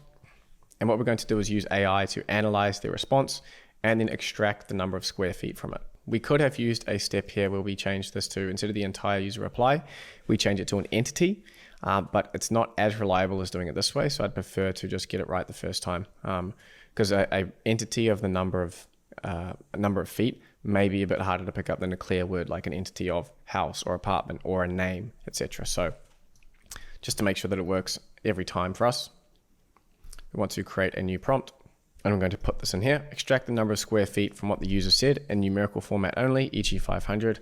Include nothing else in your response. This will be saved as a variable and passed to an API to a quote generator function. So giving it a bit of context about what's been going on, and also put in the memory there just for good measure. Oh, we didn't name the prompt. We can call this extract square. And then we need to set the variable that we want to save this to, which is going to be property size. So now we're saving that response, the size of the user's, property in square feet. And then we need to do one kind of tricky step, but it's just something that you guys will pick up as you go and as you build more of these. But the next step after this is going to be sending that information to our relevance tool. And the relevance tool is expecting not what's called a string, which is just a number of letters or just text. You can have a number as a text, which is confusing, but basically it's just the format in which it's being received in. So because we're sending it over an API, we need to be specific about the format. And so I can't take, this is essentially going to be saving that 500, or say if we say it's a 500 square foot property, this is going to be plucking that out and giving us 500 as a string. In order to get the response we want from relevance, we need to convert it to a number and then send it. So a little block of custom code here. No, this was a no-code tutorial, but I hope you can forgive me for this. And all we need to do is put this in here. So property size, this is the variable. We can go property size. And we're just casting this variable as a number and then reassigning it to the variable that it was before. So we're taking whatever came out of this. We're saying, okay, can you just make it a number? And we'll save it and sort of overwrite the existing variable. So now we have the number 500 in that case that we're ready to send to the next step. And then if that's gone correctly, we can talk to them and say, 1 sec while I get. And then we have this JavaScript fail route here, which you can just sort of throw down there for now. There is a chance that this prompt outputs not just a number. As you can see, we're asking it for just this. And therefore the property size variable, if it just is 500, but sometimes it could say, hey, your size is 500. And then we end up with a variable that's not actually convertible into a number. So we do need to add a little bit there as a potential fallback. Probably won't be doing it in this video, if I'm honest. It's fairly basic, but you would add this in here, some sort of looping back in to make sure that it is actually in the right format, or just make sure that your prompt is actually only, you put like a strict instruction, only output just the number, so that you get less errors there. So the next major step after this is to get our relevance AI research. If we go back to the Figma here, you'll see that we have this relevance AI tool, which is going to allow us to generate the instant quote. So I've pre-made this and I've actually sniped it from some of my accelerator resources. So if you open this link, it's going to allow you to clone this into your relevance account. So up here, you can click clone and we'll just clone it into Morningside AI. And now this thing is going to be taking in a property type and the size in square feet. And then we have a basic LLM step here. This is a really, really simple one. Again, like I said earlier in this video, the building really powerful and advanced functionality does take a lot longer. And if I was to do things that weren't just a very basic LLM step like this, then it will take a lot longer with different platforms you have to sign up for. The idea is to teach you how these things can connect, and then you can come into relevance here. Once you know how to connect voice flow to relevance through an API call, you can come in here and throw whatever the hell you want in and make it as advanced as you want.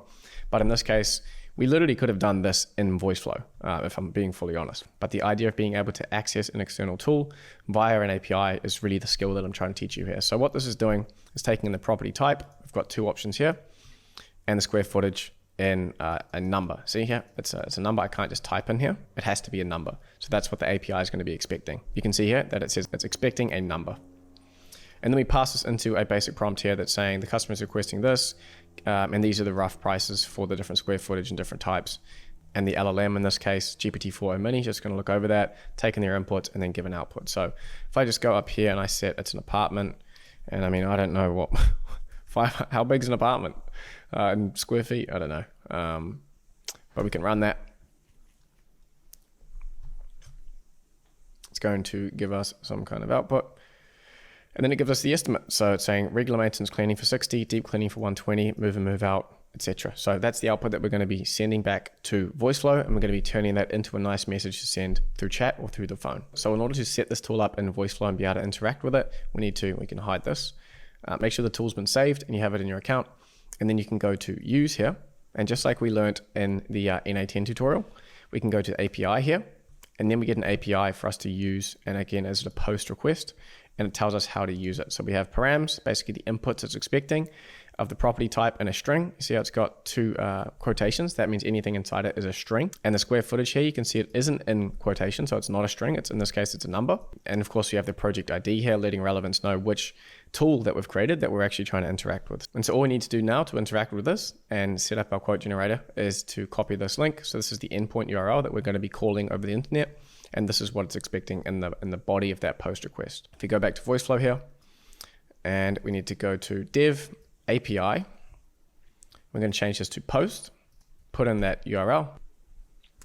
And in this case, it seems like we've got a little bit of a different page on relevance for some reason. So we can actually do the authentication step, which is helpful. So you can click generate API key here. It may have changed by the time you're watching this video, but should roughly be the same. And we can click deploy here. Make sure that the API is up and running for us to interact with. Actually, now that we've deployed it, we don't need the authentication anymore. That was a bit strange. Actually, I will do the API key just so you guys see how this works. We can make it private here. So now that we have our API key, we need to see how it's expecting to receive that API key via the HTTP request, which we're going to be sending from VoiceFlow. So if we scroll down here, curl is usually the one I like to go to. There is a little bit I haven't really explained in terms of headers and bodies when it comes to API calls. But for now, just know that when you have a curl request like this, maybe it's even easier on the JavaScript here. We have what's called headers, and this is basically like the envelope that you put the information in. So this up here is the information that we're putting in the request. It's going inside the envelope, and the headers and the method and the endpoint URL are like the stamp and the information that you put on the outside of the envelope to make sure it gets where it wants to go. So you can say that this endpoint here, that's what we call the endpoint, same as up here. That's the same as we have just here. Endpoint is like the address where the envelope is being sent to. We have the post, the method. Maybe this is like super fast mail or like overnight delivery, or maybe like a parcel versus an envelope, basically the type of delivery that you're doing or type of request. And the headers include important stuff like the type of content that's inside it. So you might say there's written text or there's a letter in here. So it might seem a little bit complicated, but we'll fill this all in now. Anytime you are making an API call, you'll see these headers around, and you'll see the endpoint and the method and then the body, which we're going to be setting up. So this will all make sense in 2 seconds, but let's just say for now, we have content type, and it's going to be application JSON. That's one of our headers. So if we go back to Connor's cleaning, and we open up the headers, we can go content type here, as we saw here, right? So content type, we need to set it to application/JSON, very common one that you're going to be using. And we have another one, which is authorization. So this is basically the majority of the endpoints you're going to be seeing, which is authorization and content type. And a lot of the time it's going to be an API key and application JSON. So then we can go back to relevance. We can get our API key. And now to set up the body of the request, which is this, we can copy this and change this to raw, and we'll paste this in. We have the params, or the inputs in this case, of property type and square footage for the tool. And what we want to do is insert the variables that we've got over here into these. So we can go inside these quotations here, and we can go property type in this case. And then for square footage, we can go property size. And so because the property type is expecting a string, as we can see if we go back here to build, it's expecting a string, and this is expecting a number. The string must be wrapped around in these quotations, and the square footage is a number, and so we can just put the number because we've already converted it into a number here. Right, so that's probably the trickiest part of all the stuff I'm going to teach you today. And now that we have this set up, we can actually send a test request, and we can say house, we can say 500, and test this API call. And there we go, it's complete. We've got back our answer, the estimate, etc.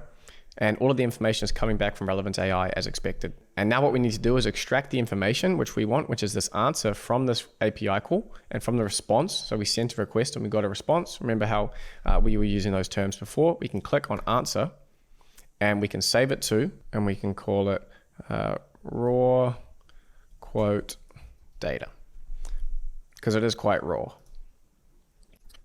Raw quote data from. And now we have the information back from Relevance AI. All we need to do is make it pretty and use AI to generate a message that summarizes the quote to the customer. So we can go a prompt step here. We can create a new prompt. Let's add in the conversation history for context. And I've got this prompt here. Write a short and clear explanation of this quote for the customers. We can go property type. For the customer's property type, and we can put in the raw quote data here.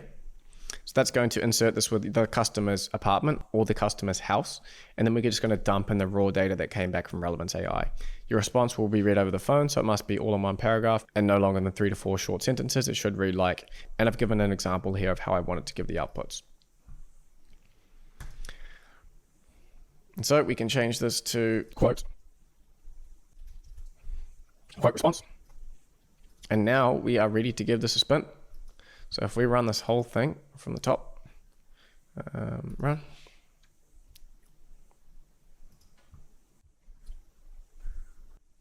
How much for a weekly clean? So I'm going straight to asking a question about price. You're asking about a pricing for our weekly cleaning service. Is that correct? Yes. Bam, bam. Okay, sure. To give you an instant quote, I just need the property type and size and square feet. Is the property a house or an apartment? It's a house.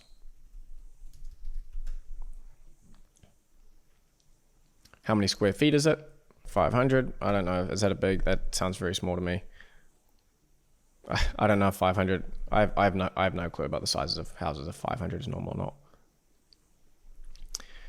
And there we go. Based on your 500 square foot house, we have 4 cleaning packages.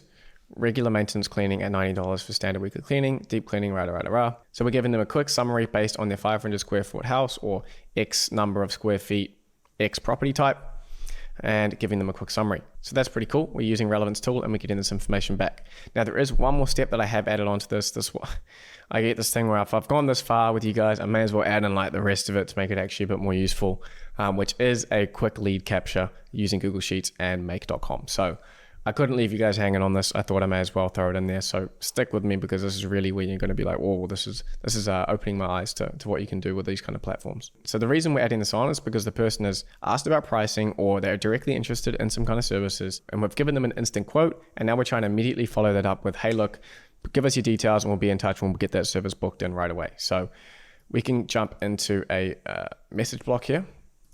I'll just paste this in to keep things nice and quick here. Please provide your name and phone number and I'll get one of the team to call you to find a time that works. Now, one thing I will change is, as you saw on that last run, it had a question at the bottom. It's like, which one are you interested in? I would probably try to remove that. Do not ask a question at the end, just give them this description.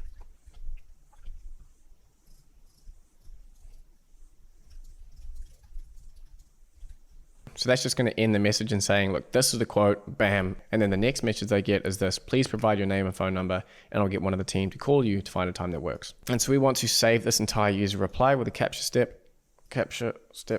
There we go. Change this to entire user reply. So we want to capture all of the information that they send, or over the phone or either through chat. So in this response, they're going to say their name and their phone number, right? And we need to extract those out. I'm going to put this here and do a set step. We're going to use a prompt, so we're setting this with AI. And we're going to create a new prompt.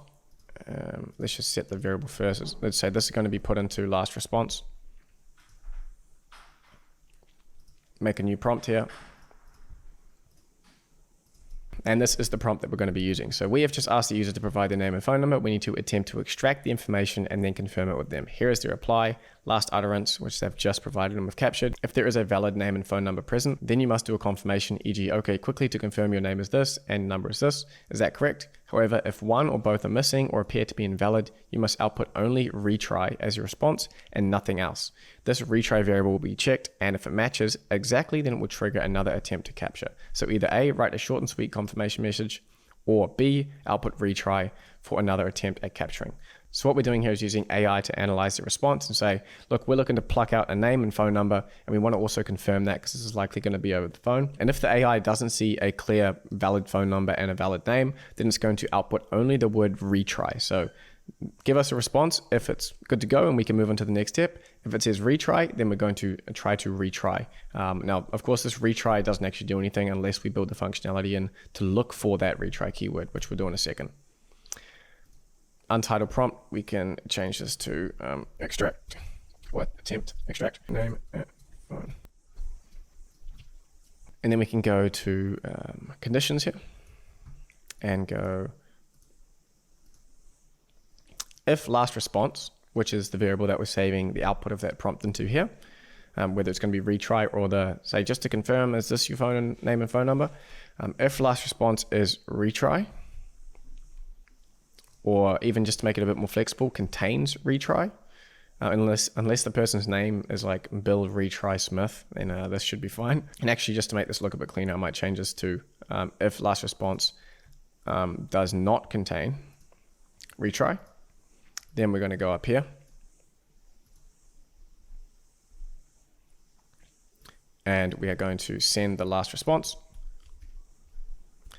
because as we said, it's going to either generate the confirmation message or it'll output retry. So if it's valid, it'll and we put up last response here, they'll say their name and phone number, we'll analyze it, and then we'll go, great, it doesn't contain the word retry in it, and bang, hey, just to confirm, this is your name and this is your phone number. And then for the choices here, we can go and use our handy dandy.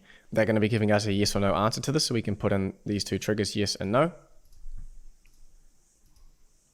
And so if they say no to the confirmation, say no, that's not my correct phone number or name, then we need to have some kind of retry logic here.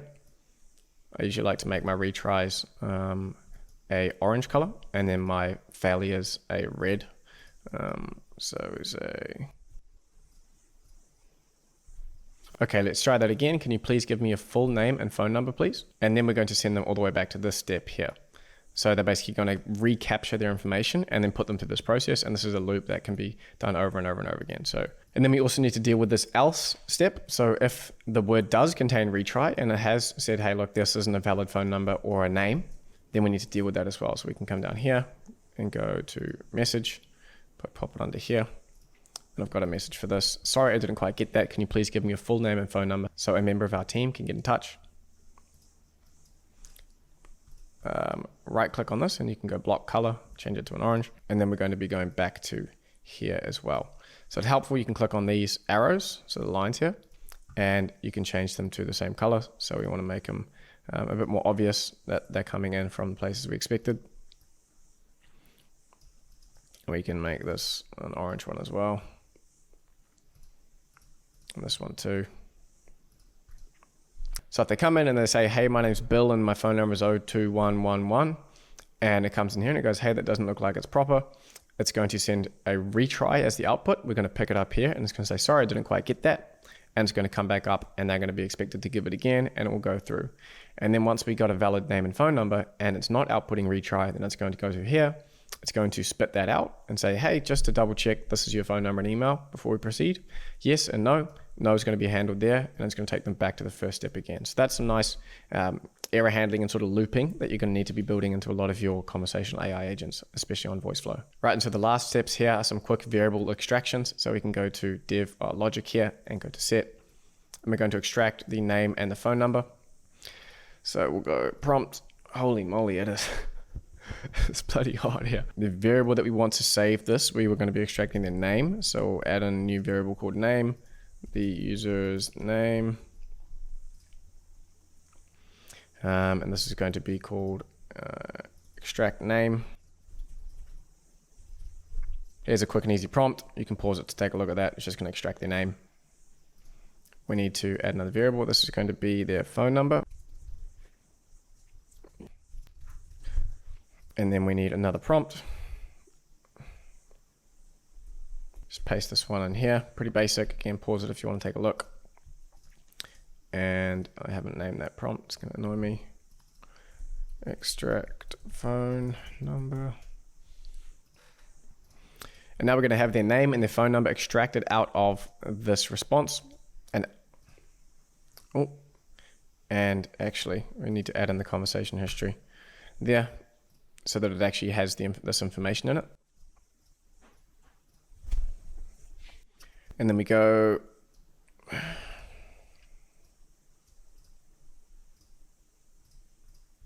great, let me get that added into our system.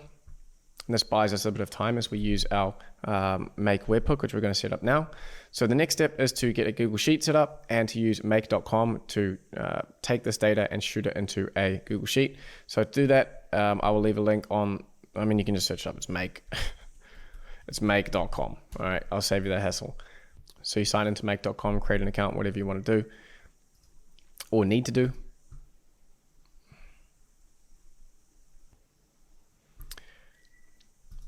Go to scenarios, and then we're going to create a new scenario. I'm going to build from scratch here. I'm going to get all that rubbish out of the way. I don't know why it's acting like I'm some rookie here. And then we need to go to webhooks, custom webhook. We're going to add in a new webhook. This is going to be Connor's cleaning lead capture. I'm going to save that. It's going to create this webhook here. I'm going to copy this address to clipboard. We're going to come back to our build, and then we're going to go to the API step. So what this is doing, if you're a bit new to webhooks and API calls and stuff, what we can do here on Make is set this up to basically listen. It's a URL. You know how we had the endpoint? The endpoint, this thing here that it's given us, that I've just copied to our clipboard, that's like the address, remember? So if you write it on the letter, that's where it's going to go. This allows us to basically send data via API call from VoiceFlow to Make, and it's going to catch it here. And this little lightning bolt means that anything we build after is going to be triggered whenever it receives one of those, whenever a new bit of mail arrives, it's going to then trigger this multi-step process. So we're going to put this into VoiceFlow. We're going to trigger it, make sure it knows what data to expect, and then we're going to be able to use that data and put it into Google Sheets. So stick with me here, but this is another very, very essential skill in AI automation, is how to set up a webhook and use it within different apps. So we have our webhook here.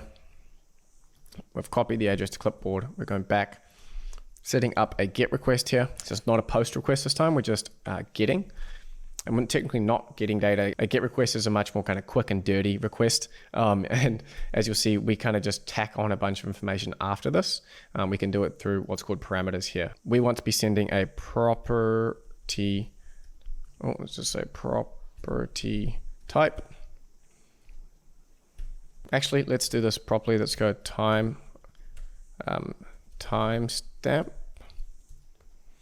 So in this Google Sheet, you're going to want to know when the different leads came in. So we can go timestamp and get the timestamp from VoiceFlow. That's a default variable that they are automatically filling out for you.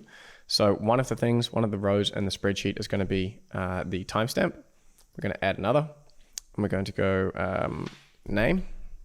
And we're going to put in the name here. So now all the cogs in your head should start turning as we put this together. And we're going to go phone number. And we go bracket phone number.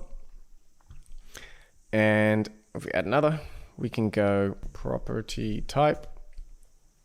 And we go property type. We can go property size. And go property size.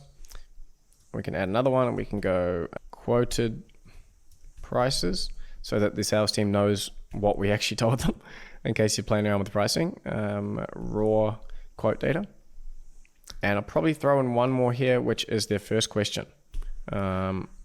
First question. User first reply. So that might give context to the sales team. It's like, what did they actually contact us for in the first place? Maybe helpful, maybe not. But we can just send this all over to the Google Sheet.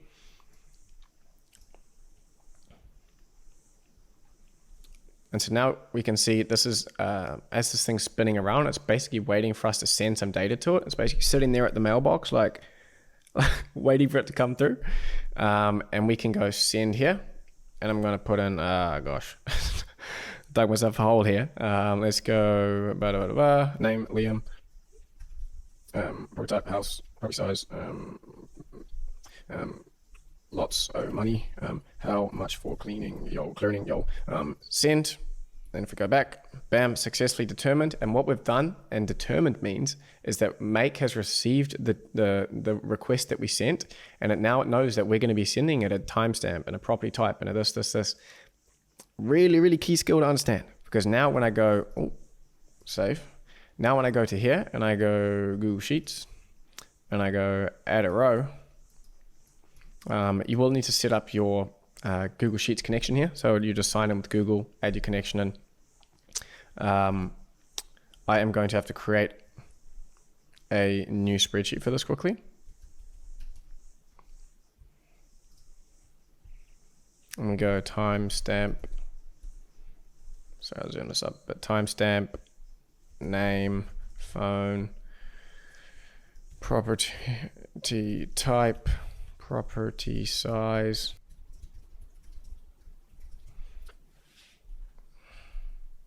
One, two, three, 4, 5, 6, 7. Yep, we've got them all. Right, so then I can go.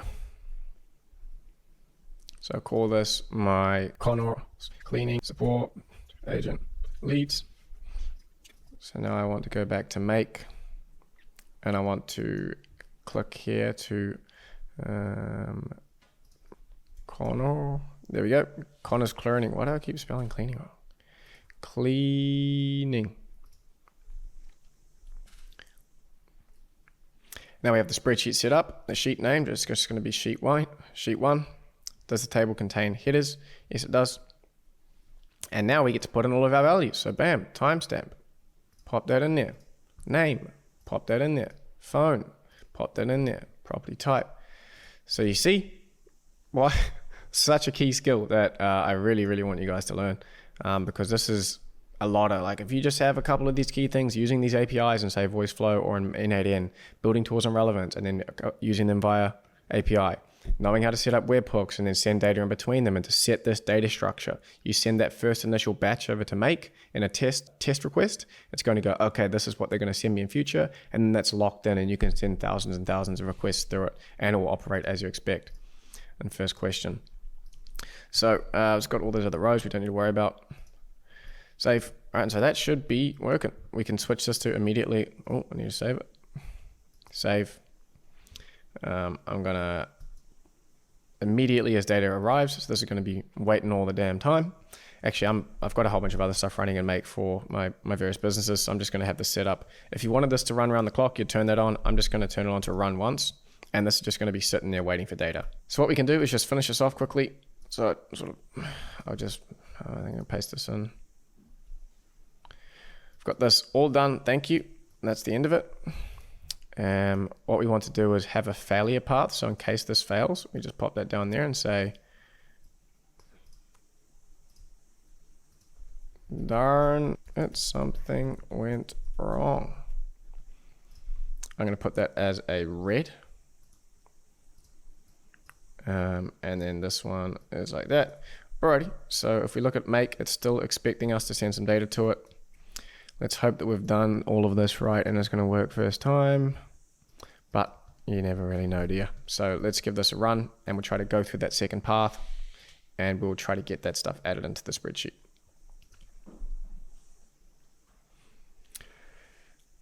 I need weekend cleaning, please.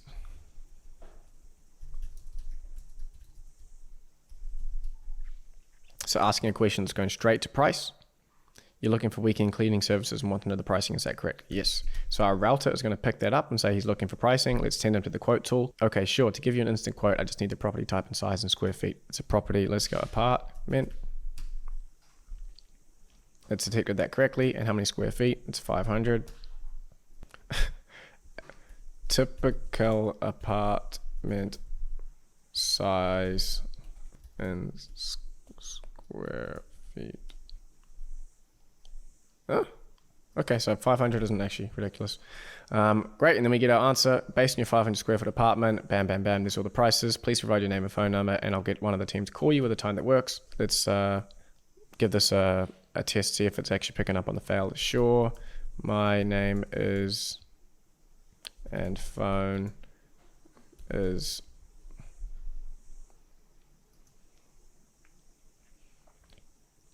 Boom. Sorry, I didn't quite get that. So it detected that it wasn't right. So we've got the retry output. We got the retry output from this, which is what we wanted. Sorry, I didn't quite get that. Can you give me that again? Liam Ottley. Number is 021. That's what numbers look like here in New Zealand. Okay, just to confirm quickly, your name is Liam Ottley and your phone number is rah. Is that correct? Yes, sir. Name and phone number. Oh, what has it done there? Oh, damn. I don't know why I just want the phone number. So we have got a little bit of an error there. I just go back and tweak the prompt to make sure it's like only get the phone number. We don't want anything apart from numbers here. Great, let me get that added to the system. And then if we go back to make, we see these are all green now and we see these dots. So this is the information that came through, name Liam Ottley, phone number, and so here's the little mistake where we had a new line. Apartment, bam, bam, bam, all of that information, and then it's added it into Google Sheets. Here we see updates, updated number of rows, all the values that it's updated, and we can go to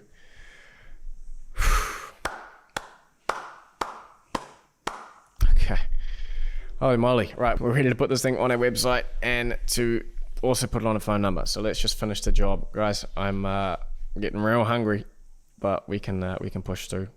So I will just turn this on actually, so that if we are testing it on the web and over the phone, it's ready to receive. If we do want to be pedantic, I would go back and I would change. I have to do it. It's going to piss me off. I'll put their name. Oh, that's why. I'll put their phone number only. My bad. I'll put their phone number only.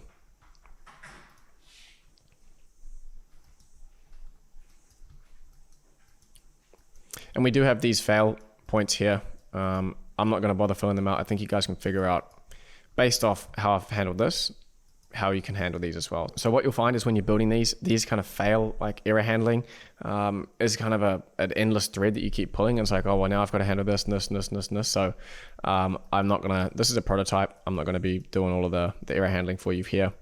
In the template, there is actually a little bit more of it. Some better examples. So maybe if you import that, you can just steal the work that I've done there. But what we need to do now is we can publish this thing. We'll call it a V1. First drop.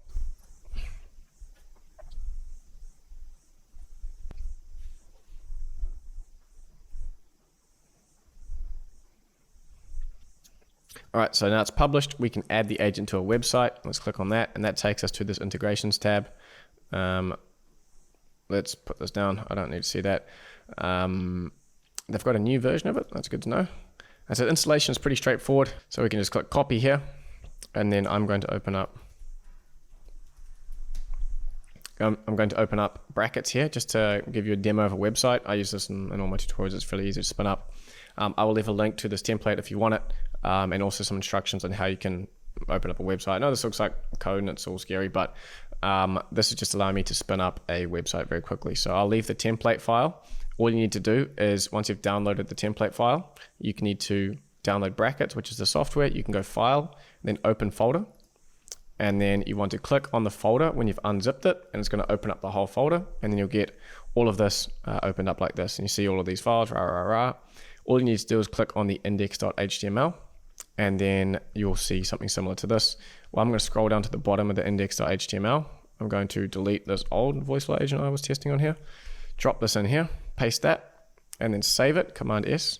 Click this little button up here, and it will show us a local version of the website running on our computer here through brackets. So here's my man with a magnificent beard, and we have the tester agent bubble down here. And there we go. I want to know where you live, my guy. Yep. Woo. Okay, I didn't even program that in there. Maybe just thought it was inappropriate. But we've got it working on a website now. If we pop back over to VoiceFlow here, and you go to the integrations, the widget, you see we've got this test your agent thing. So down here, we can play around with the look and feel of it. I'm not really going to get into this here. There's quite a lot to play around with. Basically, all of what you see on here can be changed around, different logos, different text here, different icon, etc., different colors. And you can just make it look and feel however you want it to. So I'm sure you guys are big enough and ugly enough to figure that out yourself. We'd probably want to switch over to this here. One thing you will want to do is turn off powered by VoiceFlow, so it's not sending traffic to them when it's on your own website. And that's about it. For the sake of time, I'm not going to go through the entire flow again here. Just know that the functionality that we built that I just showed you in the builder is going to work because we just deployed it. Like, this is exactly what we're interacting with. So it's all working here. The only step to do now is to put it on this phone number so we can have a chat to it over the phone, which we're going to do now. To do that, we need to go to the telephony bit here. It isn't beta right now, but for most of you watching, it is not going to be by the time you are watching this. So we need to set up a phone number from Twilio, import it, and then connect our agent and its functionality to that. So we can go import number. You'll see that we have this information here. So we can use Twilio or Vonage. Twilio is usually the go-to here. So if we click on learn more, then they're going to help us. Basically, the best way to make sure you're getting the most up-to-date information is go to the docs of the platform. Finding and reading and extracting information from documentation on these kinds of platforms is another key skill that you need to pick up to succeed in the space. So if we go to the docs here, we go to voice, phone number, setting up Twilio integration, and they have a video here, adding a phone number to your agent. So if you ever get stuck, you know, you've got documentation here and for all of the other platforms, but they'll keep updating these videos if things change, which they likely will as this voice AI space really takes off. So if we go to Twilio, you will need to sign up and create an account on Twilio.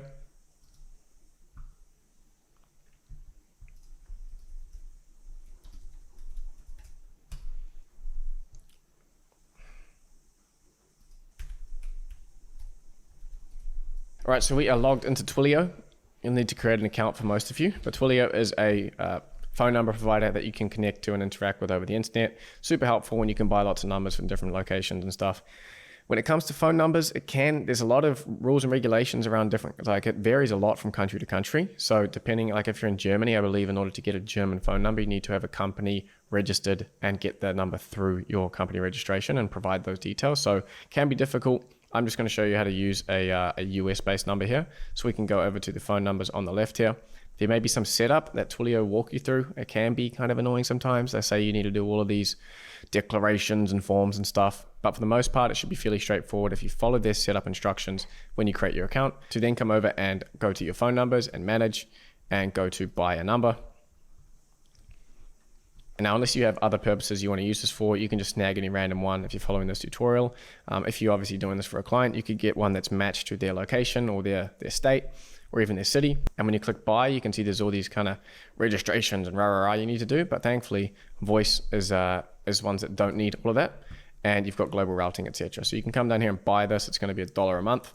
I know, cost of starting up a business is ridiculous these days. How dare they? But just to walk things through and do it with you, I'm going to buy this number even though I really don't need it. There we go. I've got my number. I'm just going to copy this so I don't forget it. 517. And then I go to active numbers. I got my guy, where is he? 517 down here. Copy this bad boy.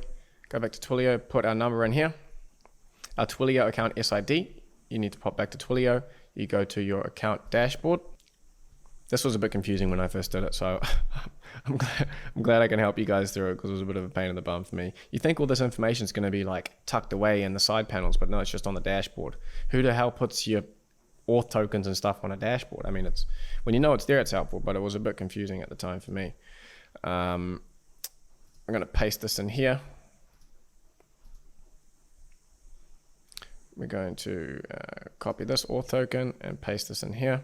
And we're going to say this is my YouTube tutorial.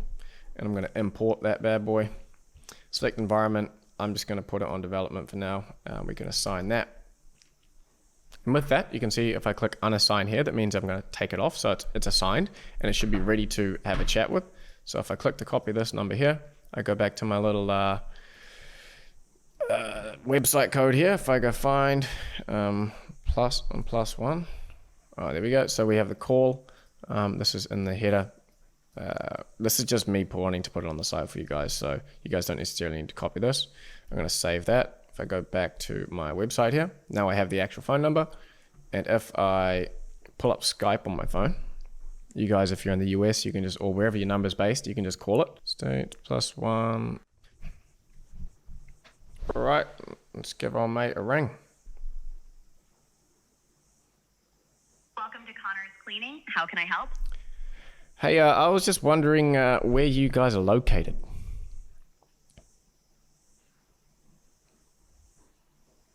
It sounds like you want to know the physical location of our business. Is that correct? Yeah, that's correct.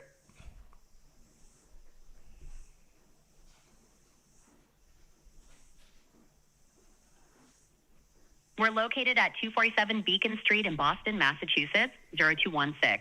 We serve the greater Boston area, including neighborhoods like downtown Boston, Cambridge, Somerville, Brookline, and several others. Is there anything else I can help you with today? Sweet. Okay, so that's done the knowledge base route. Now let's give it another spin. Call them again. Okay. Hey, welcome to Connor's Cleaning. How can I help? Hi there. I'm just getting interested in getting some cleaning for my place on the weekends.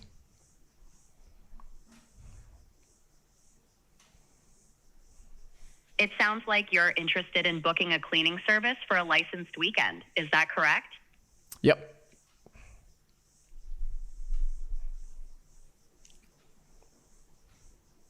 Okay, sure to give you an instant quote. I just need the property type and size in square feet. Is the property a house or an apartment?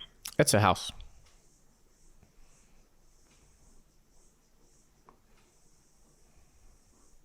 Sorry, I didn't get that. Is it a house or an apartment? It is a house, a home.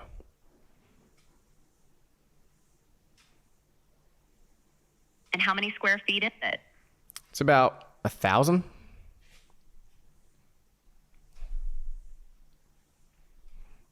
One sec while I generate your quote.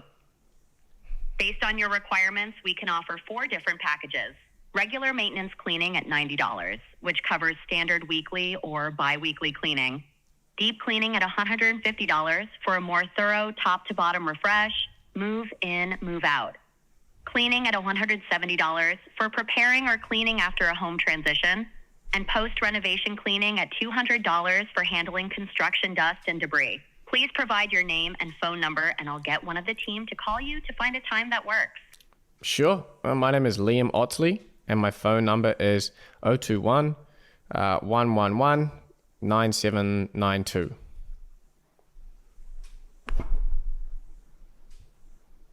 Okay, just to quickly confirm, your name is Liam Oxley, and your phone number is 02111 9792. Is that correct? Yep, that's spot on.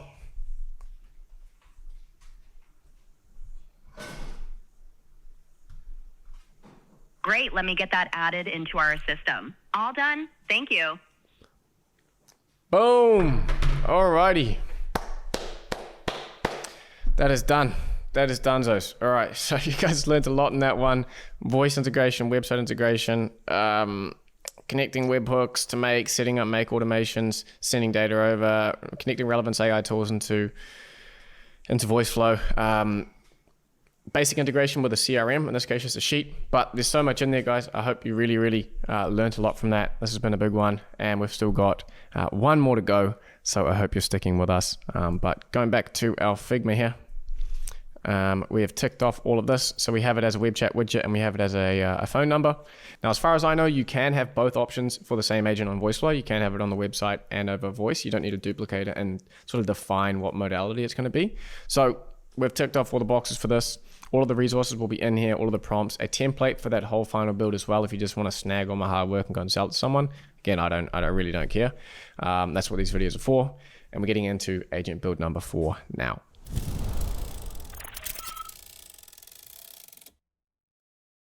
Alrighty, so last but not least is an agent built on my own software. So I didn't want to make this, it's not about me selling you or getting to use my software. So I thought I'd put it at the end just so you know that I wasn't really. This is about you guys learning, and my software happens to help you put an agent onto WhatsApp very, very easily. So that's why it's included in here. But again, this is non-sponsored, non-promoted, whatever. I'm just really trying to share with you what I think is a really valuable skill set to have. All right, now getting into AI agent build number 4. This is going to be, ta-da, a WhatsApp-based AI customer support and lead generation agent built on Agentive, my software. So this is a no-code AI agent builder that is built on top of OpenAI's Assistance API. So you're technically using your OpenAI account, getting very, very cheap rates on the token usage that you're running through this agent. But Agentive just allows you to build on top of it very easily. But more importantly, to deploy these agents, not just onto web chat widgets like we've done with VoiceFlow, but easily onto things like WhatsApp and Instagram, etc. So that's really the key thing that Agentive focuses on doing right now, is making it easy for you to get your agents onto these platforms. So as you can see, it's a fairly similar build to what we just did on VoiceFlow in terms of functionality. We're going to be having a knowledge base that we can ask questions over. It's going to be able to generate another instant quote. So we'll just quickly connect that same relevance tool here. And finally, we're going to do a lead capture, but this time it's going to be done through Airtable. So I want to mix it up and show you how you can connect your agents to Airtable, which is a very, very common integration that you're going to need to know. And the difference between this agent, you're going to see that it's much, much faster to build. This is not meant to be a side-by-side comparison of what's better, how much faster. It's just that when you build on a more conversational based AI agent platform like Agentive, which is built on top of the Assistance API, it's a very different way of building agents because it's all just based on a prompt and providing the right tools, and all the magic kind of happens itself through the prompt.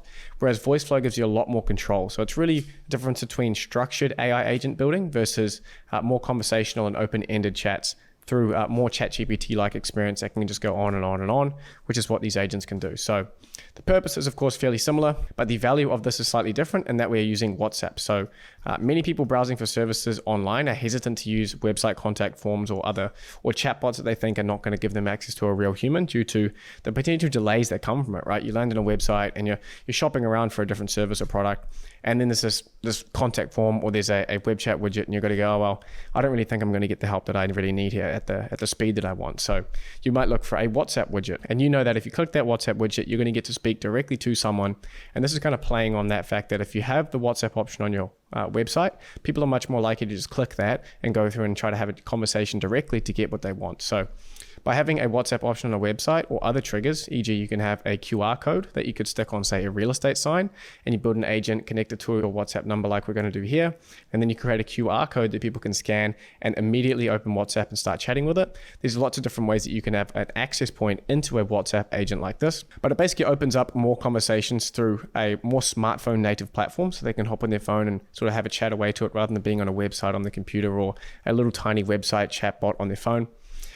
In order to essentially engage more prospects or more people interested in the business in conversation, quickly provide value through either the knowledge base and these tools here and real-time quotes. And ultimately, because you're providing that instant value and instant feedback from them, collect their lead information, or better yet, even set appointments through WhatsApp, which you can build on Agentive. But that use case is a little bit more advanced and not something I can show within this video, but it definitely is possible. But it's really only a few steps away from the skills that you've learned in this video so far. So keep an eye on that appointment setting use case, because if you can do that with AI agents, it's a very, very valuable one. And I've done other videos on the channel here showing you how to do that.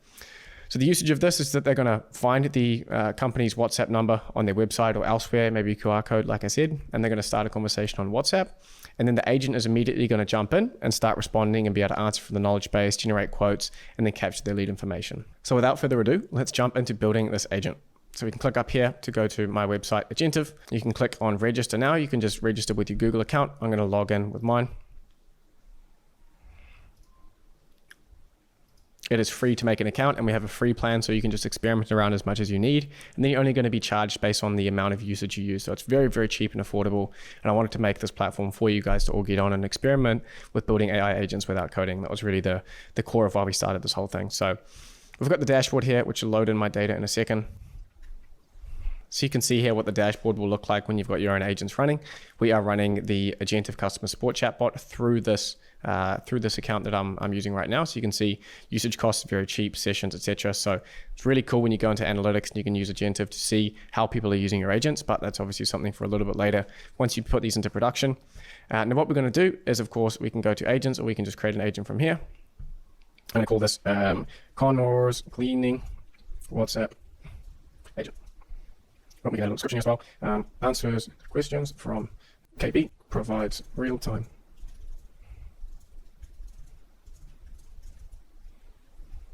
So answers questions from the knowledge base, provides real-time cleaning quotes, and can capture leads to Airtable. So you're going to see this setup is a lot faster than some of these other platforms. Again, I'm not trying to gas myself up here. It's just a different way of approaching building agents. So it's a lot more fast and rapid prototyping and easy to get things up and running.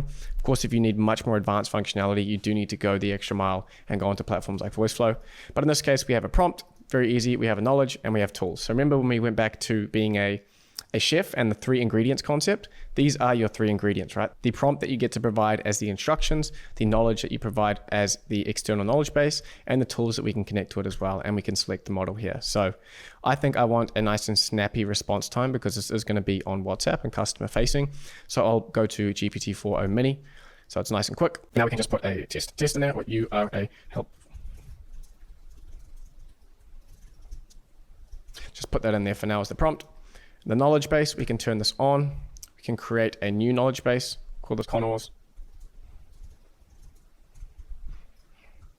We're going to click here and we're going to upload that same file that we used on VoiceFlow, the same document that will be available in the resources for this particular guide. Give that a second to process. Once this goes green, we're good to upload it. And you can add multiple files in here. We allowed 5 files at a time, but you can add dozens and dozens of files so you have a massive knowledge base to work with. And just like that, we have connected our knowledge base.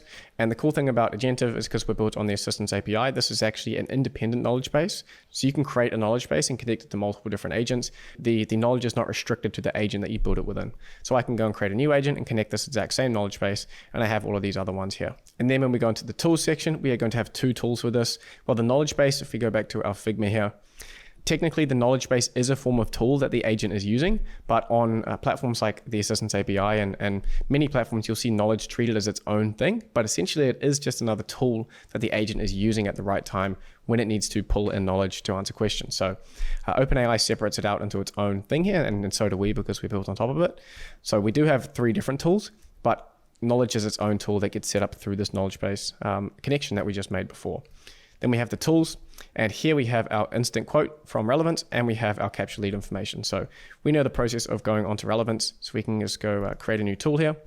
And this is going to show you a schema. Remember back to when we talked about schemas, it explains to the agent how to use the tool. So to add a tool to this agent, we need to add a schema to it. And thankfully, our buddies at Relevance AI provide a very, very easy way to create schemas to import into agents like on Agentive. So here I can grab that same cost estimate tool for the instant quotation for cleaning services that we've used previously. Again, this will be linked. You can just clone this if you haven't got it already. I will provide a link for you to clone this into your Relevance account. That will be in the resources for this video.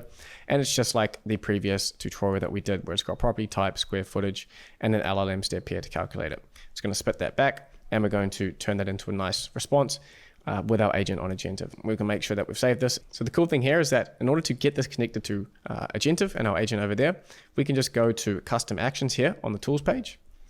As you can see here, it's mainly intended for use with OpenAI's custom GPTs, which you can get access through ChatGPT. And I highly recommend you do check out the OpenAI GPTs because it's a super simple way to spin up your own agents on the ChatGPT site. And so we can select our tool here and we can get a schema for it. But what I've just realized is that I actually do have an Airtable lead capture tool here that I've already created on Relevance. And it's actually going to be easier for us to set it up here on Relevance than to have to do it all separately. So let's just quickly set that up now. If we go Airtable. Just get a simple one that captures the name and phone. I'll provide the template for this tool so you can clone it in, but basically it takes an input of the name of the lead and the email address of the lead and the phone as well. So it's capturing all 3 of these as lead information, and then it's sending it over to Airtable, which we're going to set up just now. And it's using a post request to push that data that we collected here, and we will collect through WhatsApp eventually, and it's pushing it into the Airtable database. So let's get that set up quickly. If you go to Airtable, and I'm just going to use a dummy CRM that I use for all of these tutorials, and you guys are going to be able to clone this if you want. In the resources for this video, there will be a link like this. If I share this, share publicly, you guys will get something that looks a bit like this. And this button up here says copy base. That will copy it into your account. So all you need to do to copy this Airtable base is to create an Airtable account and then click on this copy base and it will copy it over. So you can get this with the columns all pre-set up. It is fairly easy to set up these fields yourself, but I want to make it easier for you guys. So you can just copy this. It'll be included in the resources. But here we have the fields that we're looking for. So now all we need to do to send data into this database through our WhatsApp-based agentive agent. So when someone provides their details that it gets shot into here, is we need to go and see our details for the Airtable web API. So Airtable has their own API, which allows us to interact with our databases like this programmatically. So all we need to do is go up to the right-hand corner here, go to Builder Hub. And if we go to the developer docs here and scroll down to the web API, this is a reference for the Airtable web API. So this documentation is essentially going to tell us how to interact with our Airtable programmatically through our agents and through VoiceFlow and through Relevance and through Agentive as well. So any way you want to interact with it, you can now take this knowledge that you've gained in this video, look through this and model what we're going to do here in Relevance. You can take that same idea and put it into, say, VoiceFlow, and you can build an Airtable integration within VoiceFlow yourself where you can send and pull data. So these skills all stack on top of each other, and it really centers around understanding how APIs work, and that comes down to reading documentation as well. So in this case, if you go back to our Relevance tool here, we need to get our URL, which is our endpoint, which we've talked about before. This is the address that we're sending the request to. And Agentive, where we're building the agent, is going to be using Relevance to call Airtable. It's a bit of a roundabout way of doing things. But to get all of this information, the easiest way is to go back to this documentation. And the easiest way for us to find the information that allows us to interact with our own Airtable base that we're setting up is to come down here and find the base that you've just cloned into your account, which will likely be Smith Solar CRM. Don't worry about the name. And Airtable does a really, really good job of making this super easy, and that we can just come here to the leads table. So if we go back to Airtable here, you see we are on the leads table. We have these different tabs. You can just ignore. These are just different projects that I've done on YouTube. They're all kind of there in case people are also cloning this into their account. But we're looking at the leads tab here. So we go to the leads here and we want to create records.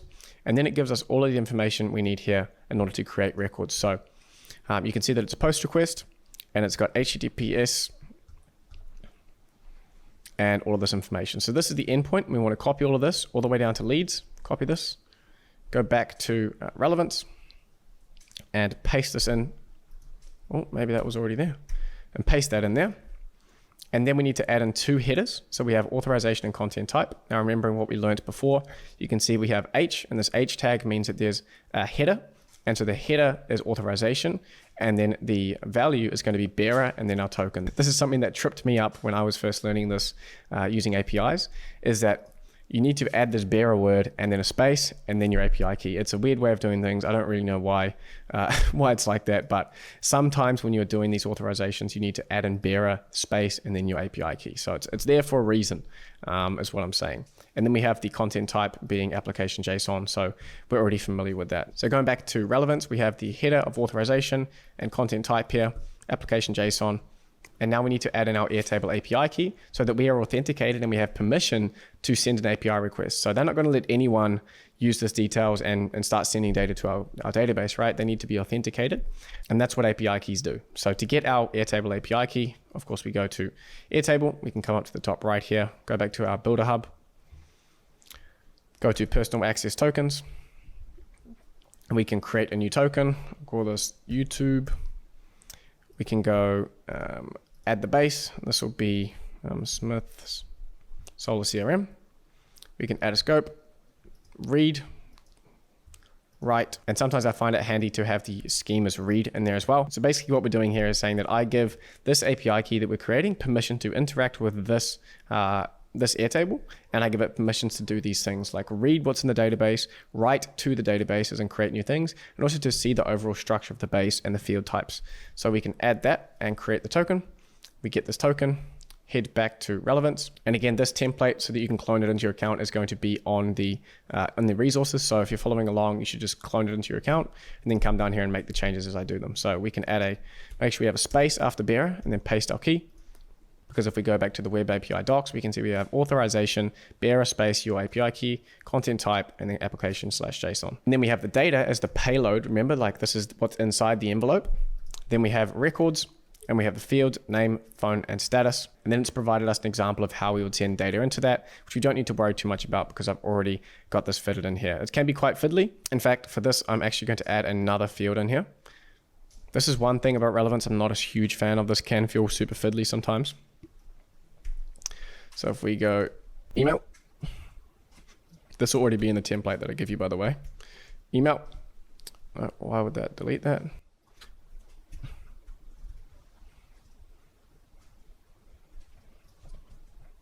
Okay, so we have the URL has been updated. The method is post. That's correct.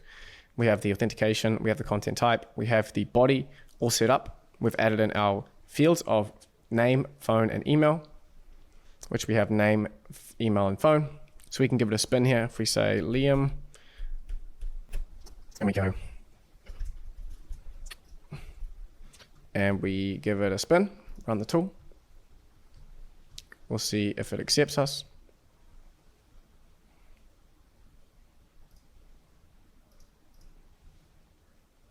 Yep, and there we go. If we go back to Airtable, if we open the base up, there we have it, Liam, phone, email. So we can take this tool and we can take the instant quote generator, we can put those into Agentive, and before you know it, we're gonna have our agent ready to go. So let's head back to relevance here. We'll save this tool, and we'll change this to name, email, and phone. And just quickly, before we do that integration, this is when the description comes into play here. Remember those natural language descriptions of what the tool does, what each of the parameters and inputs are.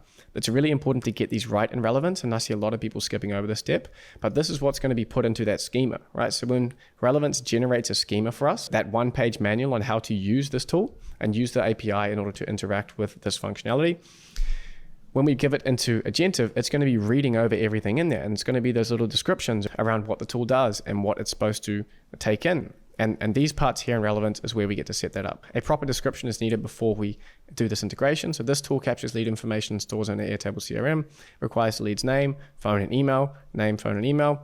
The name is the name of the lead. Yep. Email address of the lead, and phone is the phone number of the lead. So that's all good there and ready to integrate. Might even do a quick check on the Sparkly cost estimate as well. Yep. Type of property, square footage of the property, and we are ready to go. So now we can click on the custom actions step here, scroll down and click on both of these. Bam, bam. Scroll down. We're going to change this to custom auth. We're going to generate an API key. There we go. And we're going to generate our open API, not open AI, open API. It's essentially a type of API and a way of describing how the API works. And it gives us all of this information here. I will actually expand it out so you guys can see at least some of it. It's probably easier over on Agentive actually. And then we head back to Agentive. What we can do is paste in the schema. And now if we scroll through this quickly, I just want you to see what a schema looks like under the hood, because we have some important parts that's going to really connect the dots for you after everything that we've learned in this video. So I'll zoom in a bit here. We have the title of the tool. So we have a few key things in here that we can break down. Basically the paths, we have two paths in here. This is one of them, and this is the other. These represent the two tools that we are integrating. You can see one here is the operation ID, is basically the name of the tool, and that is taken from relevance directly, the Airtable lead capture. And the summary here is the actual name or the title of the tool that we had on relevance. This is just a version where they put in underscores to connect the gaps. And the description here, you can see is the same as the description that we set up over, I don't want to go back on there, but that was a description that we put under the name to describe what the tool does. And then as for the inputs, relevance has made it a little bit more complicated by putting a schema in here. So we'll cover that in a second, but basically here's the second tool, Sparkly cost estimate. This tool does this about estimating the cost of an apartment. And then down here, we have the schemas for the inputs. So we have things like the name. This is for the lead capture tool. The name, this is one of the fields, is going to be in type string and it's required. We have the email, which is type string, which is required. And we have the email, which is a description here. And of course, you can see all the descriptions that we put in on relevance showing up here.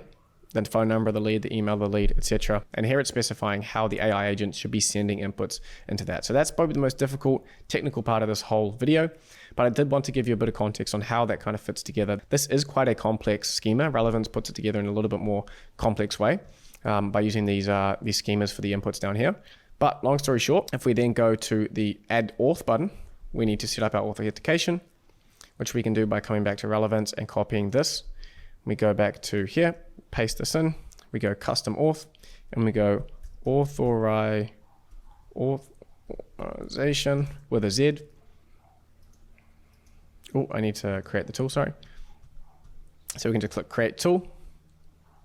So the tool has been created successfully. And there we go, we have both of the tools added in because we did them both in one bundle on relevance. And then if we go edit auth, we can then put in the API keys for both of these so that we have permission to use them.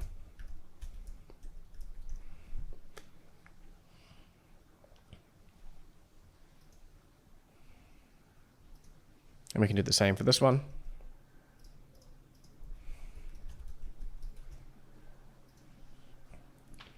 And there we go. Now we have our knowledge set up, our two tools set up, and you can see that we're pretty darn close to completing this build.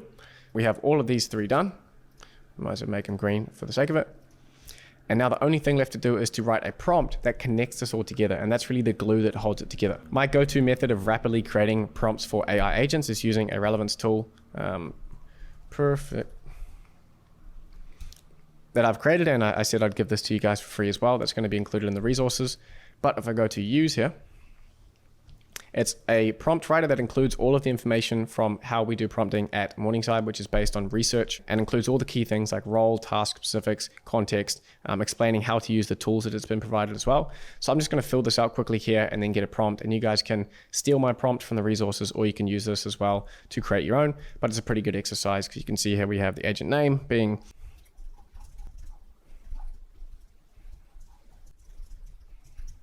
and what I like to do here is, so this is just a quick rundown of what the agent does, where it is being deployed and why.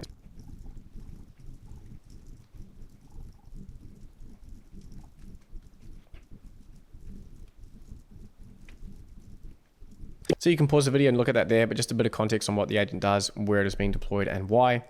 Conversions context, we can say,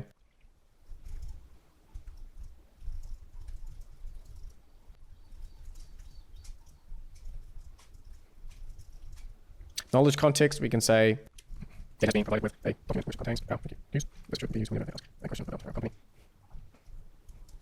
Then we get to the tools available section, and we can say this agent has two tools.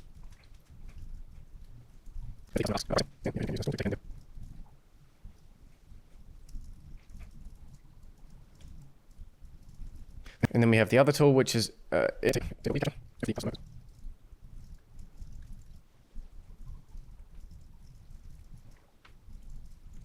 and then for the ideal input and output examples, I'm just going to say none to provide.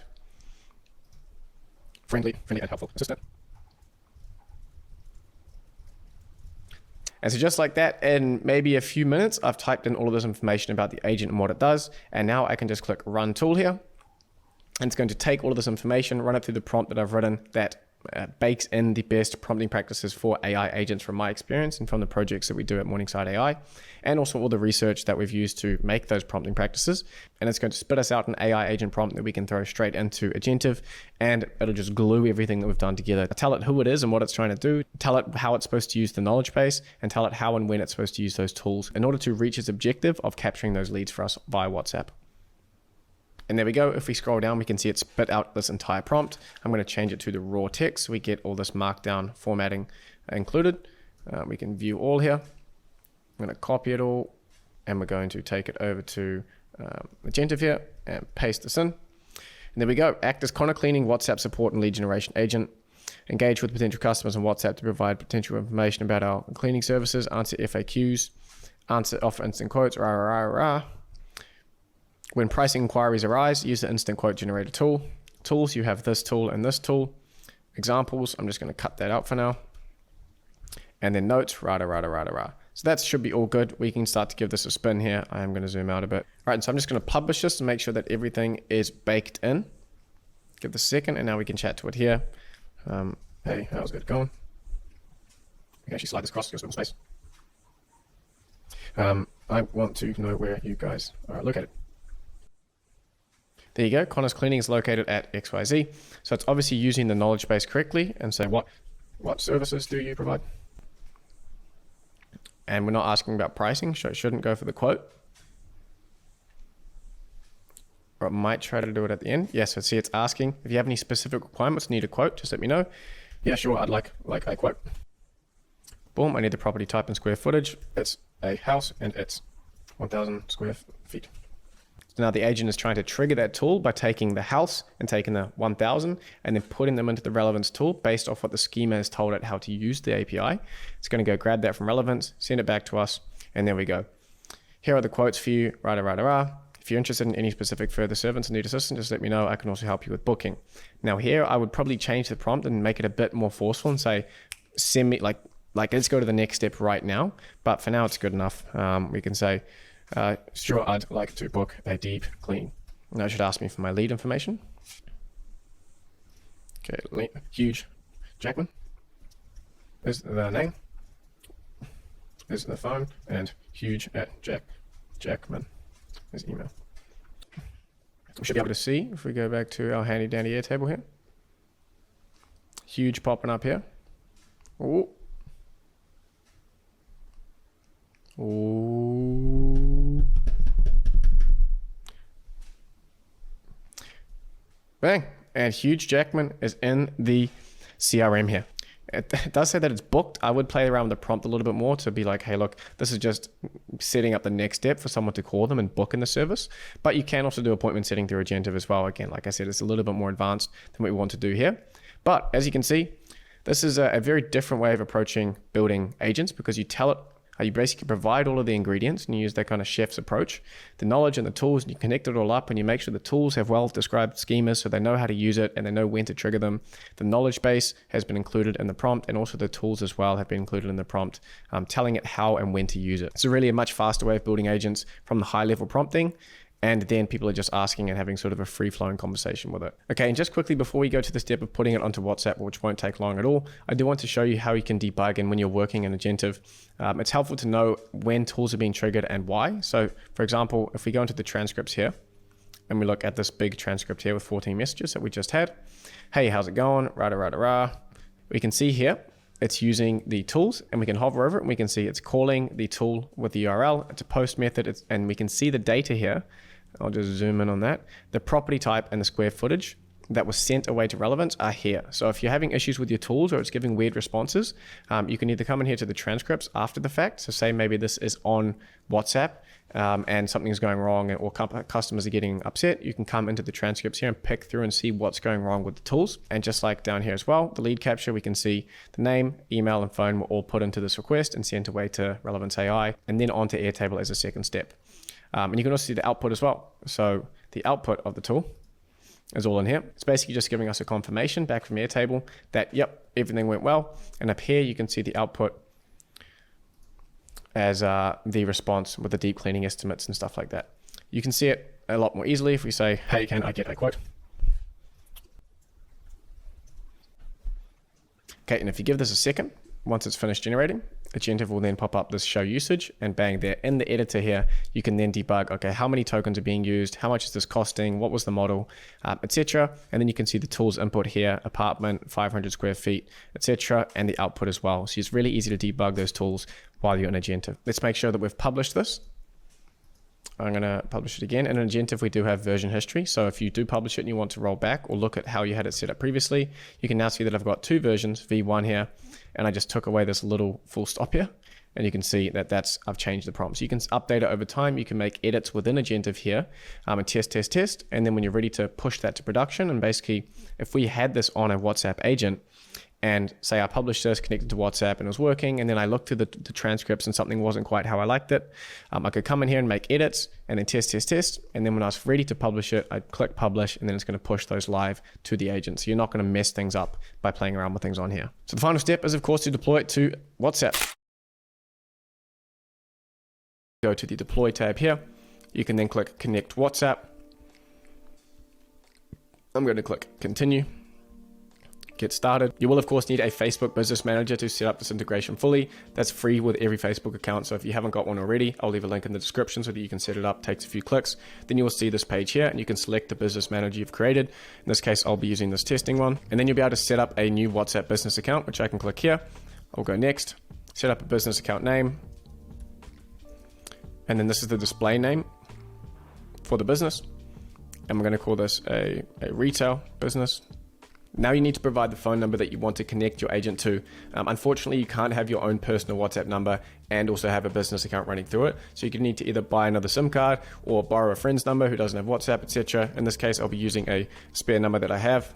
Then they're going to send you a verification code to your number, which you have to enter in, and then you should see the screen once you've successfully passed that verification.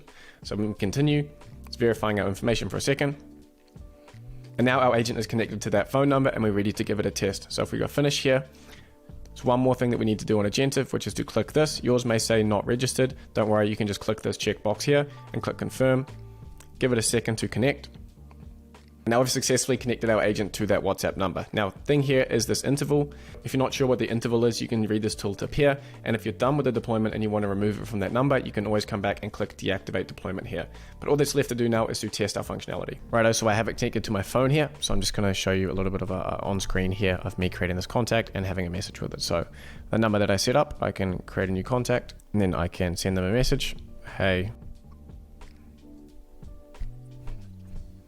And you can see on screen here, it says this is the business using a secure service from Meta. So this means this is the business account as we've connected it through our WhatsApp business profile that we set up before. And there we go, we get a message back. Hello, thank you for sharing your information. How can I assist you today? If you have any questions about cleaning service or need a quote, feel free to let me know. So I can say, yes, a quote. Let's ask a question to the knowledge base. Where are you based? There we go. We are based in the greater Boston area. It's giving me the correct location there. So we can go for the lead capture now. So if we say, I'd like a quote. So property type, it's a house that is about 800 square feet. There we go. We're getting the estimations and our quote back. It's asking if we're interested in any of these services. I'd say yes, I'd like the deep cleaning, please. Now it should ask me for my contact information. There we go. So Liam@mail.com. And then we should see it appear over here on our Smith Solar CRM. And boom, there it is. So we've got everything done. That is just one run through of using this WhatsApp agent. But as you can see, the messages don't come back instantly. So it feels like it actually could be a real human there replying. And it's giving just clear information right through WhatsApp. Imagine you were reaching out to maybe book an accommodation, or you're reaching out to a cleaning service like this, or you're reaching out to any kind of business and you want some real information directly from what feels like a person. And then you also have the functions of getting a real quote of, I mean, a great use case for this kind of thing is like barbers. Like say, if you message a barber on WhatsApp, maybe you're in Europe somewhere, you're in South America, or you're in Central America, and you want to go to a barber. And this is a common issue that I've run into when I'm traveling. It's like, I want to message this barber, but I might not speak the language that well. And then if you message them in English, it will be able to handle that in English as well as in Spanish or in Portuguese or wherever you are. So this kind of functionality built through WhatsApp is a really, really great use case for you guys to pick up, which is why I wanted to teach you guys it. And we can also go back to Agentive here. And if we go to our transcripts for this agent, we can see the one for today is here. So 12 messages. You can go through the entire transcript and you can see it's calling the quote tool here. We see all the information that went in and out of it. And then we see the Airtable lead capture information as well, input and output. So that is how you use Agentive, my software, for building these WhatsApp-based and also other deployments as well. So if we go to Studio, we go to deploy, we have Instagram as well. So via our mini chat template, you can hook into Instagram and do appointment setters and things on Instagram. You can go through Messenger if you want to run some Facebook lead ads to Messenger. Through VoiceFlow as well, Telegram, Discord. We have integrations with everything you need as well. So that's the end of this build. I hope you enjoyed, and this is a super handy use case and deployment really for your AI agents.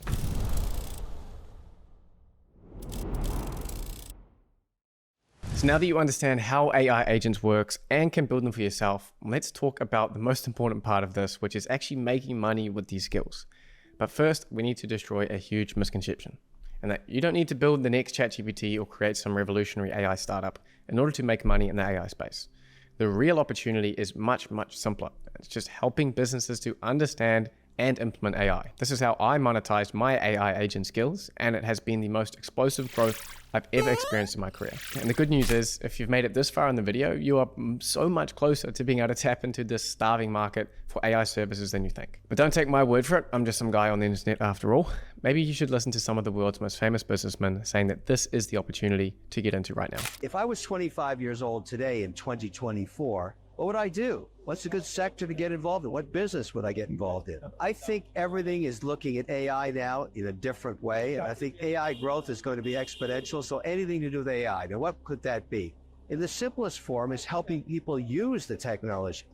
There's going to be a massive amount of people wanting to use it that don't know how to, and they're willing to pay to solve that pain point. So is that consulting? Not really. It's implementation and execution. And so helping a business do that transfer into a world where they're controlling their data and getting information from it. Now, the majority of businesses in America, for example, are between 5 and 500 employees. So they're small businesses. They create 62% of the jobs. They want to use AI. You should help them solve for that, and they'll pay you. Even another shark, Mark Cuban, is saying the exact same thing, that the biggest opportunity right now is helping these small to medium-sized businesses who don't understand AI yet, but desperately need it to keep up. And they're absolutely right. If we look at the data, it's pretty obvious. According to recent data, there's 1.7 million businesses in the US alone that are making between $500,000 and $10 million per year. These are small businesses, which, as Kevin O'Leary says, make up 62% of the jobs in the USA. They create 62% of the jobs. They want to use AI. You should help them solve for that, and they'll pay you. These businesses know they need AI to stay competitive, but they don't have the time to learn it themselves, and there's basically no one there to help them. All of the big consulting firms are looking at other big businesses and just leaving these smaller businesses completely ignored. But they still make lots of money, and they still have a lot of money to invest in these kinds of services. Basically, all small businesses are starving for some kind of AI services, either education services to help them understand what AI is in the first place and why they might need it. There's a huge need for consulting services where you help them to identify where AI can help them most in their particular business. And of course, there's implementation services where you help them to build and maintain the AI systems like the AI agents we've just built. And right now, based on the data collected in my community, and we are the largest AI business community on the planet right now, for every person or agency that is currently offering AI services, there are over 1,100 businesses in the USA alone that need help. So that's a 1 to 1,100 ratio, which means this is a completely untapped market. And that's where people like you and I come in, helping these hardworking small business owners to understand AI and implement it so that they have a chance to keep up. And that's really what drives me and the team at Morningside, because our company vision is a world where the benefits of generative AI are distributed as fairly as possible. And they make it to people like me and you and the small business owners, rather than just all going to these giants at the top. And this whole concept of selling services around an emerging technology is nothing new.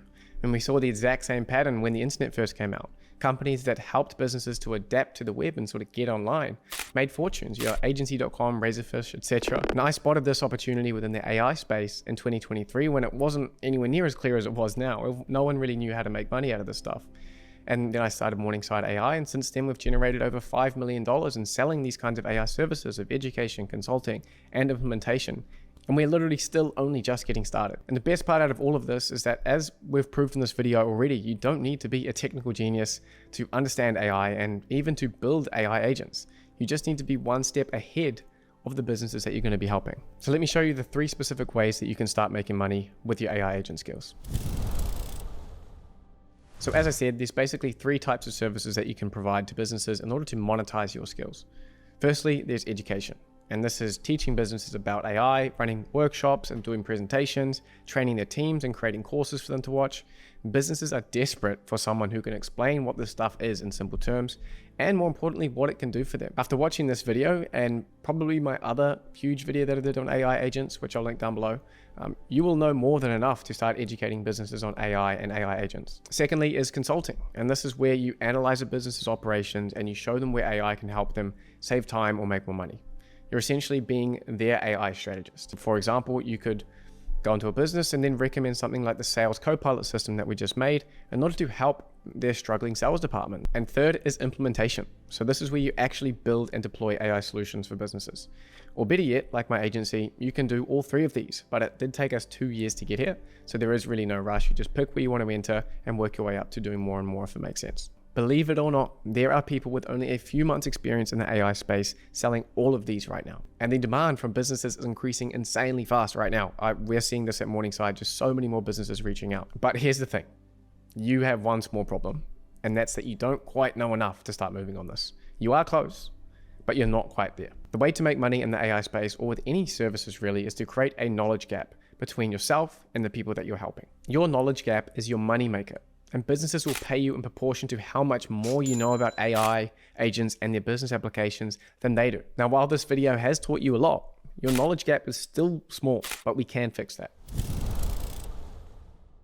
So let me break down exactly what you need to do next in order to extend your knowledge gap to the point where you can start making money. We can call this video as step 1. So as long as you've taken notes and followed all the tutorials and built the agents alongside me, you're already ahead of most people who have no idea about what agents are, how they work, or how to build them. So it's a big step forward with this video. But step 2 is building even more experience building AI agents so you are more familiar with the platforms and better understand the different ways that they can be used to deliver different kinds of AI agent use cases, or even just AI tools in general. I've only really given you a taster here, but I tried to make it as diverse as possible, as you can probably tell. In order to do this second step of extending your knowledge gap further and building more experience, you can go to my free course on School, where you'll be able to build another 5 to 10 agents following the tutorials that are in there for you. So the link to join my free school will be in the description. So if you blast through all those tutorials in there, this is going to further expand your knowledge gap. And remember that the more that you know compared to the businesses that you're trying to help, the more they're going to pay you. So step 2 is building a few more agents out and getting a bit more experience on the tools, seeing different use cases, etc. And once you've done that, you'll have what I call foundational knowledge. So you understand the core AI concepts that we've been through in this video. You can build basic solutions on these platforms. You know what's possible for businesses with agents right now. And then comes the big decision. Do you want to go deeper technically on this building side of getting your hands dirty? Or do you want to start monetizing what you already know? As we've covered, the building and implementing of the AI systems is only one of the services that you can sell. So naturally, the technical skills needed in order to make money in the implementation services, actually building these systems for businesses, is much more greater than just having a foundation. But with a good foundation, you're basically ready to start having a crack at the other 2 services of AI education and AI consulting. So the decision of what to do next comes down to really knowing who you are and what you are really interested in. And this sounds all woo-woo and like, oh, you got to know yourself and stuff, but I mean it very, very seriously in that if I use myself as an example, I've always loved making things, right? I used to build block houses with kids. I used to brew beer with my grandpa. I've always loved tinkering with engines. So when I hit this foundational level that you guys will be at after completing those extra builds in the free course, I kind of naturally just dove deeper into the technical side, into building more stuff. I kept building more and more complex AI systems and building upon those skills that I've built already, which led me ultimately to starting Morningside AI, where our first service was building AI solutions and systems for clients. But here's the thing. Of course, a lot of people aren't like me.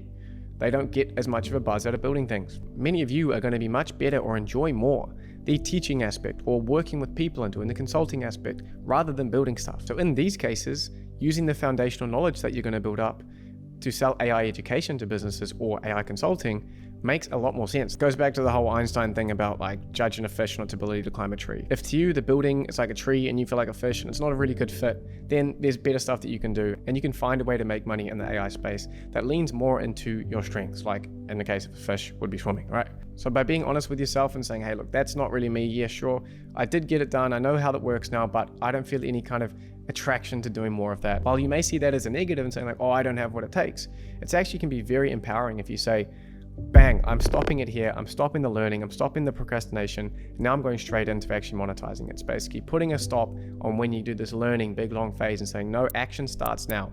I'm never going to get there. But with this base, I can do a lot, and I'm going to start taking action with it and making money with it today. So this self-reflection is really what prevents you from getting stuck in an endless learning phase of procrastination when you could be out there making money. So in summary, the 2 routes you have and the 2 options you have from here are, if you love building and you kind of naturally feel like you want to learn more, like myself when I was at your stage, then just keep going. Go and watch the free course tutorials on my school, and then start going and building your own projects and ones for friends and family and whatever you're sort of pulled towards naturally. And within 2 to 3 months, you'll have enough skills and experience to actually start selling implementation properly. But on the other hand, if you haven't fallen in love with the building aspect, then it's probably best that you just go into the free course, smash out the rest of those tutorials and finish your foundation, and then just get started on monetizing your skills, either through selling AI education or through selling AI consulting. So once you're clear on what kind of AI services you want to sell, getting your first few clients is actually pretty straightforward. People try to overcomplicate it, but there's really just two main ways that I'd recommend you do this based off all the success I've seen over thousands of people across my free and paid communities. The first and by far the easiest method is through your warm connections or warm contacts. This means reaching out to people that you already have some kind of relationship with, whether it's friends or family or kind of acquaintances or even friends of friends that you've met once kind of thing. All of these people count as warm connections. So instead of trying to convince complete strangers to trust you with your business, you can start with people that you already know or have some previous relationship with, and therefore have an increased level of trust with you through your relationship. And I've covered this many times on the channel before. So on the school post for this video, I will add in my complete guides for warm outreach, including resources directly from my AAA Accelerator program. The second way is using what I call the community content flywheel. So this is how you can build long-term momentum beyond just warm outreach. So here's how it works. You join the free school community, you start making content about what you're learning at each stage. This could be through YouTube tutorials, which that worked for me. LinkedIn posts is another one, or whatever platform you really prefer to create content on. But here's the key. You share that content back into the community. So with over 120,000 members, by posting it into the community, you get an instant audience and people who are really interested in the stuff that you're talking about. So a perfect example of this is a guy called Rory Ridges, a young guy from the UK who joined my free community and basically followed this exact process that I've told you in this video so far. So he took my free course, he learned all the basics, built his foundation, then he started posting simple tutorials on relevance AI, which you've used in this video already. And he literally just started sharing what he'd learned from my videos and making other videos about it. And at the start, he was literally just sharing what he'd learned from my videos. So he'd watch a video, then go and kind of make his own video on the same sort of topic. And every time he made a tutorial, he'd then share it into the community. And the community would watch it, they'd give him feedback, go and subscribe to his channel. This not only helped him grow faster on YouTube, but it also started to position himself as an expert in the community, and he's also building his authority in the AI agency space by getting more momentum on YouTube. Now his YouTube channel brings him in enough leads to support his growing agency, and I've just seen him recently in the community saying he's hiring, so that's usually a bloody good sign that he's making some good money off the back of it. He basically started the same flywheel that took me from zero to where I am now. Over $5 million in revenue generated across all my businesses and 450,000 plus subscribers in just 2 years.